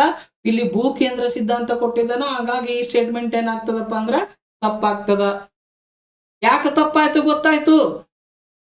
Very good. ನೆಕ್ಸ್ಟ್ ಬಿ ನೋಡ್ರಿ, ಜರ್ಮನಿಯ ಗಣಿತ ಶಾಸ್ತ್ರಜ್ಞ ಕೆಪ್ಲರ್ ಎಂಬವನು ಕೋಪರ್ನಿಕಸನ ವಾದವನ್ನು ಪ್ರಾಯೋಗಿಕವಾಗಿ ಸಾಧಿಸಿ ತೋರಿಸಿದನು. ಇದು ಸ್ಟೇಟ್ಮೆಂಟ್ ಏನದಪ್ಪ ಅಂದ್ರ ರೈಟ್ ಅದ. ತಪ್ಪಾಗಿಲ್ಲ, ಇದು ಸರಿಯಾಗದ. ಇದು ಏನಾಗಿದೆ? ಇದು ಸರಿಯಾಗದ. ನೆಕ್ಸ್ಟ್ ಸಿ ನೋಡ್ರಿ, ಸಿ ನೋಡ್ರಿ ಏನದ, ಇಟಲಿಯ ಖಗೋಳಶಾಸ್ತ್ರಜ್ಞನಾದ ಗೆಲಿಲಿಯೋ ಅವರ ದೂರದರ್ಶಕವನ್ನು ಕಂಡು ಹಿಡಿದರು. ಇಲ್ಲಿ ತಾನೇ ಈ ಸ್ಟೇಟ್ಮೆಂಟ್ ಏನಾಗಿದಪ್ಪ ಅಂದ್ರೆ ಸರಿ ಅದ, ಕರೆಕ್ಟ್ ಅದ. ದೂರದರ್ಶಕ ಯಂತ್ರ ಅಂದ್ರ ದೂರದರ್ಶಕವನ್ನು ಕಂಡು ಹಿಡಿದವ್ರು ಯಾರಪ್ಪ ಅಂದ್ರ ಗೆಲಿಲಿಯೋ ಬರ್ತಾರ. ಯಾವ ದೇಶದವಪ್ಪ ಅಂದ್ರೆ ಇಟ್ಲಿ ದೇಶದವಂತೂ ಬರ್ತಾನೆ. ಇಲ್ಲಿ ತಾನೇ ಈ ಸ್ಟೇಟ್ಮೆಂಟ್ ಏನದಪ್ಪ ಅಂದ್ರೆ ಸರಿ ಅದ. ಆದ್ರೆ ಮುಂದೇನ್ ಮಿಸ್ಟೇಕ್ ಮಾಡಿದಾರ ನೋಡ್ರಿ, ಇದು ಕೋಪರ್ನಿಕಸನ ವಾದವನ್ನು ಬಲಪಡಿಸುವಲ್ಲಿ ವಿಫಲವಾಯ್ತು ಅಂತ ಹೇಳಿದ್ರೆ ಇದು ಸ್ಟೇಟ್ಮೆಂಟ್ ರಾಂಗ್ ಆಗ್ತದ. ಯಾಕಪ್ಪ ಅಂದ್ರ ಇಟಲಿಯ ಖಗೋಳಶಾಸ್ತ್ರ ಗೆಲಿಲೋ ದೂರದರ್ಶಕ ಯಂತ್ರವನ್ನ ಕಂಡುಹಿಡಿದು ಆತ ಕೋಪರ್ನಿಕಸನ ವಾದ ಸರಿ ಇದೆ ಅದನ್ನ ಏನ್ ಮಾಡ್ತಾನಪ್ಪ ಅಂದ್ರ ಆತ ಪ್ರಾಯೋಗಿಕವಾಗಿ ಏನ್ ಮಾಡ್ತಾನಪ್ಪ ಅಂದ್ರ ಸಾಧಿಸಿ ತೋರಿಸ್ತಾನ. ಆದ್ರೆ ಇಲ್ಲಿ ಏನ್ ಮಾಡಿದನಂತಂದ್ರ ವಿಫಲವಾಗ್ಯದಂತ ಕೊಟ್ಟನ. ಹಾಗಾಗಿ ಈ ಸ್ಟೇಟ್ಮೆಂಟ್ ಏನಾಗ್ತದಪ್ಪ ಅಂದ್ರ ತಪ್ಪಾಗ್ತದ. ನೆಕ್ಸ್ಟ್ ಡಿ ಆಪ್ಷನ್ ನೋಡ್ರಿ, ಟಾಲಮಿ ಭೂಕೇಂದ್ರ ಸಿದ್ಧಾಂತದಲ್ಲಿ ಭೂಮಿಯು ಸೂರ್ಯ ಸುತ್ತ ತಿರುಗುವುದೆಂದು ತಿಳಿಸಿದನು. ನೋಡ್ರಿ, ಟಾಲಮಿ ಭೂಕೇಂದ್ರ ಸಿದ್ಧಾಂತವನ್ನು ಏನಪ್ಪಾ ಅಂದ್ರ ಆತ ಮಂಡಿಸ್ತಾನ. ಆ ಭೂಕೇಂದ್ರ ಸಿದ್ಧಾಂತದೊಳಗೆ ಏನಾಗ್ತದಪ್ಪ ಅಂದ್ರ ಭೂಮಿಯ ಸುತ್ತ ಏನ್ ಮಾಡ್ತಾನಪ್ಪ ಅಂದ್ರ ಸೂರ್ಯ ತಿರುಗ್ತಾನಂತ ಏನಪ್ಪಾ ಅಂದ್ರ ಈತ ಹೇಳ್ತಾನ. ಆದ್ರೆ ಸೂರ್ಯ ಕೇಂದ್ರ ಸಿದ್ಧಾಂತದಲ್ಲಿ ಏನ್ ಹೇಳ್ತಾರಪ್ಪ ಅಂದ್ರ ಸೂರ್ಯನ ಸುತ್ತ ಏನಾಗ್ತದಪ್ಪ ಅಂದ್ರ ಭೂಮಿ ತಿರುಗ್ತದಂತ ಏನಪ್ಪಾ ಅಂದ್ರ ಹೇಳ್ತಾರ. ಕ್ಲಿಯರ್ ಆಯ್ತ್ರಿ? ಸೂರ್ಯನ ಸುತ್ತ ಭೂಮಿ ತಿರುಗಿದ್ರ ಸೂರ್ಯ ಕೇಂದ್ರ ಸಿದ್ಧಾಂತ, ಭೂಮಿಯ ಸುತ್ತ ಸೂರ್ಯ ತಿರುಗಿದ್ರ ಅದು ಭೂಕೇಂದ್ರ ಸಿದ್ಧಾಂತ. ಹಾಗಾಗಿ ಈ ಸ್ಟೇಟ್ಮೆಂಟ್ ಏನಾಗ್ತದಪ್ಪ ಅಂದ್ರ ತಪ್ಪಾಗ್ತದ. ಇಲ್ಲಿ ಏನ್ ಹೇಳ್ತಾನಪ್ಪ ಅಂದ್ರ ಭೂಮಿ ಸೂರ್ಯನ ಸುತ್ತ ತಿರುಗ್ತದಂತ ಏನಪ್ಪಾ ಅಂದ್ರ ಹೇಳ್ತಾನ. ಹಾಗಾಗಿ ಇದು ಏನಾಗ್ತದಪ್ಪ ಅಂದ್ರ ತಪ್ಪಾಗ್ತದ. ಇಲ್ಲಿ ರೈಟ್ ಆನ್ಸರ್ ಬಂದ್ ಏನಾಗ್ತದಪ್ಪ ಅಂದ್ರ ಬಿ ಆಪ್ಷನ್. ಜರ್ಮನಿಯ ಗಣಿತ ಶಾಸ್ತ್ರಜ್ಞಾದ ಕೆಪ್ಲರ್ ಏನ್ ಮಾಡದಪ್ಪನು ಕೋಪರ್ನಿಕಸನ ವಾದವನ್ನ ಏನಪ್ಪಾ ಅಂದ್ರ ಪ್ರಾಯೋಗಿಕವಾಗಿ ಸಾಧಿಸಿ ಏನ್ ಮಾಡ್ತಾನಪ್ಪ ಅಂದ್ರ ಆತ ತೋರಿಸ್ತಾನ. ನೋಡ್ರಿ, ಅವು ಯಾಕೆ ತಪ್ಪದು ಏನದು ಎಲ್ಲ ಹೇಳಿದೀನಿ. ಒಂದ್ಸಲ ಏನಪ್ಪಾ ಅಂದ್ರ ಓದ್ಬಿಡ್ತೀನಿ ನೋಡ್ರಿ. ಪೋಲೆಂಡ್ ದೇಶದ ಕೋಪರ್ನಿಕಸನು ಸೂರ್ಯ ಕೇಂದ್ರ ಸಿದ್ಧಾಂತವನ್ನು ಮಂಡಿಸಿದನು. ಇಂಪಾರ್ಟೆಂಟ್ ಆಗ್ತದೆ ಇದು, ಸಾಕಷ್ಟು ಬಾರಿ ನಮ್ಮ ಪರೀಕ್ಷೆ ಕೇಳಿದಾರ. ಸೂರ್ಯ ಕೇಂದ್ರ ಸಿದ್ಧಾಂತ ಯಾರ ಮಂಡಿಸಿದ್ರ ನಮ್ಮ ಪ್ರಶ್ನೆ ಕೇಳಿದಾನ. ಯಾರು ಮಂಡಿಸಿದರು? ಕೋಪರ್ನಿಕಸ್ ಮಂಡಿಸ್ತಾನ. ಕೋಪರ್ನಿಕಸ್ ಯಾವ ದೇಶದವನು? ಆತೇನಪ್ಪಾ ಅಂದ್ರ ಪೋಲೆಂಡ್ ದೇಶದವನು. ಈ ಸೂರ್ಯ ಕೇಂದ್ರ ಸಿದ್ಧಾಂತದ ಪ್ರಕಾರ ಸೂರ್ಯನ ಸುತ್ತ ಸೌರವ್ಯೂಹದ ಗ್ರಹಗಳು ಏನಾಗ್ತವಪ್ಪ ಅಂದ್ರ ಸುತ್ತಾವ. ಹಾಗಾಗಿ ಒಂದನೇ ಹೇಳಿಕೆ ಏನಾಗ್ತದಪ್ಪ ಅಂದ್ರ ತಪ್ಪಾಗ್ತದ. ಅಲ್ಲಿ ಏನ್ ಹೇಳ್ಯಾರ ಅವರು ನೋಡ್ರಿ, ಒಂದನೇ ಸ್ಟೇಟ್ಮೆಂಟ್ ಏನ್ ಹೇಳಿದಾರ, ಭೂಮಿ ಒಂದಾಗಿದೆ ಅಂತ ಹೇಳಿ. ಇದೇ ಮುಂದೆ ಏನಪ್ಪಾ ಅಂದ್ರ ಭೂಕೇಂದ್ರ ಸಿದ್ಧಾಂತ ಹೇಳಿದ್ರ, ಅಲ್ಲದು ಸೂರ್ಯ ಕೇಂದ್ರ ಸಿದ್ಧಾಂತ ಏನಪ್ಪಾ ಅಂದ್ರ ಅಲ್ಲಿಗೆ ಬರಬೇಕಾಗ್ತಿತ್ತು. ಸೂರ್ಯ ಕೇಂದ್ರ ಸಿದ್ಧಾಂತದ ಪ್ರಕಾರ ಎಲ್ಲಾ ಗ್ರಹಗಳು ಯಾರ ಸುತ್ತ ಸುತ್ತವಪ್ಪ ಅಂದ್ರ ಸೂರ್ಯನ ಸುತ್ತ ಸುತ್ತಾವ. ಯಾರ ಸುತ್ತ ಸುತ್ತವ? ಸೂರ್ಯನ ಸುತ್ತ ಏನಪ್ಪಾ ಅಂದ್ರ ಸುತ್ತಾವ. ನೆಕ್ಸ್ಟ್ ಎರಡನೇ ನೋಡ್ರಿ, ಇಟಲಿ ದೇಶದ ಖಗೋಳಶಾಸ್ತ್ರದ ಗೆಲಿಲೋ ದೂರದರ್ಶಕ ಯಂತ್ರವನ್ನು ಕಂಡು ಹಿಡಿದನು. ಈ ದೂರದರ್ಶಕವು ಕೋಪರ್ನಿಕಸನ ವಾದವನ್ನು ಸತ್ಯವೆಂದು ಸಾಬೀತುಪಡಿಸಿತು. ಹಾಗಾಗಿ ಮೂರನೇ ಹೇಳಿಕೆಯು ಏನಾಗ್ತದಪ್ಪ ಅಂದ್ರ ತಪ್ಪಾಗ್ತದ. ಅಲ್ಲಿ ಏನ್ ಕೊಟ್ಟಿದನಪ್ಪ ಅಂದ್ರ ಕೋಪರ್ನಿಕಸನ ವಾದವನ್ನು ಬಲಪಡಿಸುವಲ್ಲಿ ವಿಫಲವಾಯ್ತಂತ ಹೇಳಿದಾರಲ್ಲಿ. ಆಗ್ಯದೇನ್ರಿ ವಿಫಲ? ಅದು ಹಾಗಿಲ್ಲ. ಅದು ಏನ್ ಮಾಡಿದಪ್ಪ ಅಂದ್ರ ಸತ್ಯ ಎಂದು ಏನ್ ಮಾಡ್ತದಪ್ಪ ಅಂದ್ರ ಹೇಳ್ತದ. ಹಾಗಾಗಿ ಏನಾಗ್ತದಪ್ಪ ಅಂದ್ರ ಆ ಸ್ಟೇಟ್ಮೆಂಟ್ ಏನಾಗ್ತದಪ್ಪ ಅಂದ್ರ ತಪ್ಪಾಗ್ತದ. ನೆಕ್ಸ್ಟ್ ಜಿಯೋಗ್ರಫಿಯದ ಪಿತಾಮಹನಾದಂತ ಟಾಲಮಿ ಭೂಕೇಂದ್ರ ಸಿದ್ಧಾಂತವನ್ನು ಮಂಡಿಸಿದನು. ಈ ಸಿದ್ಧಾಂತದ ಪ್ರಕಾರ ಸೂರ್ಯನು ಭೂಮಿಯ ಸುತ್ತ ಸುತ್ತುವುದು. ಭೂಕೇಂದ್ರಿತ ಸಿದ್ಧಾಂತರ ಪ್ರಕಾರ ಭೂಮಿ ಸುತ್ತ ಏನ್ ಮಾಡ್ತಾನಪ್ಪ ಅಂದ್ರ ಸೂರ್ಯ ಸುತ್ತಾನಂತ ಏನಪ್ಪಾ ಅಂದ್ರ ಹೇಳ್ತಾನ. ಇದನ್ನ ಕೋಪರ್ನಿಕಸ್ ಏನ್ ಮಾಡ್ತಾನ? ಅಲ್ಲ, ಟಾಲಮಿ ಸುಳ್ಳು ಹೇಳ್ತಾನ. ಟಾಲಮಿ ಏನು ಗೊತ್ತಿಲ್ಲ ಅವಾಗ ಅಂತ ಹೇಳಿ ಇವ ಏನ್ ಮಾಡ್ತಾನಪ್ಪ ಅಂದ್ರ ಸೂರ್ಯ ಕೇಂದ್ರ ಸಿದ್ಧಾಂತವನ್ನ ಏನಪ್ಪಾ ಅಂದ್ರ ಮಂಡಿಸ್ತಾನ. ಕ್ಲಿಯರ್ ಆಯ್ತ್ರಿ ಕಾನ್ಸೆಪ್ಟ್? ನೆಕ್ಸ್ಟ್ ನೋಡ್ರಿ, 7ನೇ ಪ್ರಶ್ನೆ. ಹಂಗ ಮನುಷ್ಯೊಳಗ ಆನ್ಸರ್ಗಳನ್ನ ಏನಪ್ಪಾ ಅಂದ್ರ ಕ್ಲಿಕ್ ಅಂದ್ರ ಅನ್ಕೋರಿ. ರೈಟ್ ಯಾವ್ದು ತಪ್ಪೋದು ಅನ್ಕೋರಿ. 10 ಪ್ರಶ್ನೆ ಒಳಗ ನಾನು ಯಾವ್ದಕ್ಕೆ ಎಷ್ಟು ಸರಿ ಮಾಡ್ತೀನಿ ಅನ್ನೋದು ಬಹಳ ಇಂಪಾರ್ಟೆಂಟ್ ಆಗ್ತದ. ಅದ್ರ ಆಧಾರದ ಮೇಲೆ ಏನಾಗ್ತದಪ್ಪ ಅಂದ್ರ ನೀವ್ ಯಾವ್ಯಾವ ವಿಷಯದೊಳಗೆ ಓದ್ಬೇಕು, ಯಾವ್ಯಾವ ಪಾಠ ರಿವಿಷನ್ ಮಾಡ್ಬೇಕು ಅನ್ನೋದು ಏನಪ್ಪ ಅಂದ್ರ ಗೊತ್ತಾಗ್ತದ. ಮತ್ ನೀವ್ ಯಾವ ಪಾಠದೊಳಗ ಎಲ್ಲಿ ಕನ್ಫ್ಯೂಸ್ ಆಗ್ತಿರಲ್ಲ ಅದು ವಿಶೇಷ ಏನಪ್ಪಾ ಅಂದ್ರ ಗೊತ್ತಾಗ್ತದ. ಎಲ್ಲಿ ಕನ್ಫ್ಯೂಸ್ ಆಗಿರ್ತಾರಲ್ಲ ಲಾಸ್ಟ್ಗೆ ಕ್ಲಾಸ್ ಮುಗಿದ ನಂತರ ಏನ್ ಮಾಡ್ರಪ್ಪ ಅಂದ್ರ ಒಳ್ಳೆ ಹೋಗಿ ಆ ಟಾಪಿಕ್ ಅನ್ನು ಓದ್ರಿ. ಮತ್ತೆ ನಿಮಗೆ ಏನಾಗ್ತದಪ್ಪ ಅಂದ್ರ ಪೂರ್ತಿ ಮ್ಯಾಟ್ರ್ ಏನಾಗ್ತದಪ್ಪ ಅಂದ್ರ ಆ ಕಾನ್ಸೆಪ್ಟ್ ಕ್ಲಿಯರ್ ಆಗಿ ಆಗ್ತದ. ನೆಕ್ಸ್ಟ್ 7ನೇ ಪ್ರಶ್ನೆ ನೋಡ್ರಿ. ಈ ಕೆಳಗಿನ ಯಾವ ವಿಜ್ಞಾನಿಯು ಮಾನವನ ದೇಹದಲ್ಲಿನ ರಕ್ತ ಪರಿಚಲನೆ ಕ್ರಮವನ್ನು ತೋರಿಸಿಕೊಟ್ಟನು? A option sir Isaac Newton, B option William Harvey, C option Vesalius, D option Galileo ಬರ್ತಾರೆ. ನೋಡ್ರಿ, ಮಾನವನ ದೇಹದಲ್ಲಿನ ರಕ್ತ ಪರಿಚಲನೆ ಬಗ್ಗೆ ಮೊದಲಿಗೆ ಆ ತಿಳಿಸಿಕೊಟ್ಟವ್ರು ಯಾರಪ್ಪ ಅಂದ್ರ ವಿಲಿಯಂ ಆರ್ವೆ ಅವರು ಬರ್ತಾರೆ. ಯಾರು ಬರ್ತಾರ? ವಿಲಿಯಂ ಆರ್ವೆ ಅವ್ರು ಏನಪ್ಪಾ ಅಂದ್ರ ಬರ್ತಾರ. ರೈಟ್ ಆನ್ಸರ್ ಏನಾಗ್ತದಪ್ಪ ಅಂದ್ರ ಬಿ ಆಗ್ತದ. ಅದಕ್ಕೆ ಸಂಬಂಧಪಟ್ಟಂತ ವಿವರಣೆ ಇಲ್ಲಿದೆ ನೋಡ್ರಿ. ಇಂಗ್ಲೆಂಡಿನ ಪ್ರಸಿದ್ಧ ವಿಜ್ಞಾನದ ಸರ್ ಐಸಕ್ ನ್ಯೂಟನ್ ರವ್ರು ಏನಪ್ಪಾ ಅಂದ್ರ ಗುರುತ್ವಾಕರ್ಷಣೆ ನಿಯಮವನ್ನು ಏನಪ್ಪಾ ಅಂದ್ರ ಕಂಡುಹಿಡಿತಾರೆ. ಯಾವ ನಿಯಮವನ್ನು ಕಂಡುಹಿಡಿತಾರ? ಗುರುತ್ವಾಕರ್ಷಣೆ. ಇಲ್ಲ, ಗುರುತ್ವಾಕರ್ಷಣೆ ತಪ್ಪಾಗ್ಯದ, ಅದು ನೀವು ಸರಿ ಮಾಡ್ಕೋರಿ. ಗುರುತ್ವಾಕರ್ಷಣೆ ನಿಯಮವನ್ನು ಯಾರು ಕಂಡುಹಿಡಿತಾರಪ್ಪ ಅಂದ್ರ ಇಂಗ್ಲೆಂಡಿನ ಪ್ರಸಿದ್ಧ ವಿಜ್ಞಾನ ಅಂತ ಸರ್ ಐಸಕ್ ನ್ಯೂಟನ್ ಅವರು ಏನಪ್ಪಾ ಅಂದ್ರ ಅದನ್ನ ಕಂಡುಹಿಡಿತಾರ. ನೆಕ್ಸ್ಟ್ ವಿಲಿಯಂ ಆರ್ವೆ ಅವರು ಇಂಗ್ಲೆಂಡಿನ ಪ್ರಸಿದ್ಧ ವೈದ್ಯ. ವಿಲಿಯಂ ಆರ್ವೆ ಸಹ ಏನಪ್ಪಾ ಅಂದ್ರ ಇಂಗ್ಲೆಂಡ್ ದೇಶದ ವೈದ್ಯ. ಇವ್ರು ಏನ್ ಮಾಡ್ತಾರಪ್ಪ ಅಂದ್ರ ಮಾನವನ ದೇಹದಲ್ಲಿನ ರಕ್ತ ಪರಿಚಲನೆ ಕ್ರಮವನ್ನು ಏನಪ್ಪಾ ಅಂದ್ರ ಮೊದಲಿಗೆ ತೋರಿಸಿಕೊಟ್ಟರು. ನೋಡ್ರಿ, ಸರ್ ಐಸಕ್ ನ್ಯೂಟನ್ ಯಾವ ದೇಶದವ? ಇಂಗ್ಲೆಂಡ್ ದೇಶದವ. ವಿಲಿಯಂ ಆರ್ವೆ ಯಾವ ದೇಶದವ? ಅವನು ಸಹ ಏನಪ್ಪಾ ಅಂದ್ರ ಇಂಗ್ಲೆಂಡ್ ಏನಪ್ಪಾ ಅಂದ್ರ ಆಗ್ತಾರ. ಮಾನವನ ದೇಹದಲ್ಲಿ ರಕ್ತ ಪರಿಚಲನೆ ಕ್ರಮವನ್ನು ಮೊದಲಿಗೆ ಯಾರು ತೋರಿಸಿಕೊಟ್ರಪ್ಪ ಅಂದ್ರ ವಿಲಿಯಂ ಆರ್ವೆ ಅವರು ಏನಪ್ಪಾ ಅಂದ್ರ ಅದನ್ನ ತೋರಿಸಿಕೊಟ್ರು. ನೆಕ್ಸ್ಟ್ ಬೆಲ್ಜಿಯಂ ವಿಜ್ಞಾನಾದಂತ ವೆಸಾಲಿಯಸ್ ಅನು, ನೋಡಿ ಬಹಳಷ್ಟು ಇಂಪಾರ್ಟೆಂಟ್. ಬೆಲ್ಜಿಯಂ ವಿಜ್ಞಾನಾದಂತ ವೆಸಾಲಿಯಸ್ ಅನು ಮಾನವನ ದೇಹದಲ್ಲಿನ ರಕ್ತ ಸಂಚಾರದ ಬಗ್ಗೆ ಒಂದು ಅಮೂಲ್ಯವಾದ ಏನ್ ಮಾಡ್ತಾನಪ್ಪ ಅಂದ್ರ ಆತ ಗ್ರಂಥವನ್ನು ಏನ್ ಮಾಡ್ತಾನಪ್ಪ ಅಂದ್ರ ರಚಿಸ್ತಾನ. ನೆಕ್ಸ್ಟ್ ಗೆಲಿಲಿಯೋ ತನ್ನ ಪ್ರಯೋಗಗಳ ಮೂಲಕ ವಿವಿಧ ತೂಕದ ವಸ್ತುಗಳನ್ನು ಏಕಕಾಲದಲ್ಲಿ ಸಮಾನ ಎತ್ತರದಿಂದ ಕೈಬಿಟ್ಟಾಗ ಒಂದೇ ಸಮೀಪವು ಭೂಮಿಯನ್ನು ತಲುಪುತ್ತವೆ ಎಂದು ಸಾಬೀತುಪಡಿಸಿದ. ನೋಡ್ರಿ, ಎರಡು ವಸ್ತುಗಳನ್ನ ತೆಗೆದುಕೊಂಡು ಒಂದ್ ಕಡೆ ಏನಪ್ಪಾ ಅಂದ್ರ ಕಬ್ಬಿಣ ಸರಪಳಿ, ಇನ್ನೊಂದ್ ಕಡೆ ಏನಪ್ಪಾ ಅಂದ್ರ ಕಾಗದವನ್ನ ತೆಗೆದುಕೊಂಡು ಒಂದು ಎತ್ತರವಾದ ಸ್ಥಳಗಳಲ್ಲಿ ಏನಪ್ಪಾ ಅಂದ್ರ ಎರಡನ್ನೂ ಏಕಕಾಲಕ್ಕೆ ನಾವು ಬಿಟ್ಟಾಗ ಎರಡು ವಸ್ತುಗಳು ಏನಾಗ್ತಾವಪ್ಪ ಅಂದ್ರ ಏಕಕಾಲದಲ್ಲಿ ಭೂಮಿಯನ್ನು ಮುಟ್ಟುತ್ತವಂತ ಏನಪ್ಪಾ ಅಂದ್ರ ಆ ಒಂದು ಪ್ರಯೋಗ ಮಾಡೋದ್ರ ಮೂಲಕ ಯಾರು ಸಾಧಿಸಿ ತೋರಿಸ್ತಾರಪ್ಪ ಅಂದ್ರ ಇಟಲಿಯ ಪ್ರಸಿದ್ಧ ವಿಜ್ಞಾನ ಆದಂತ ಗೆಲಿಲಿಯೋ ಏನ್ ಮಾಡ್ತಾರಪ್ಪ ಅಂದ್ರ ತೋರಿಸ್ಬಿಡ್ತಾರ.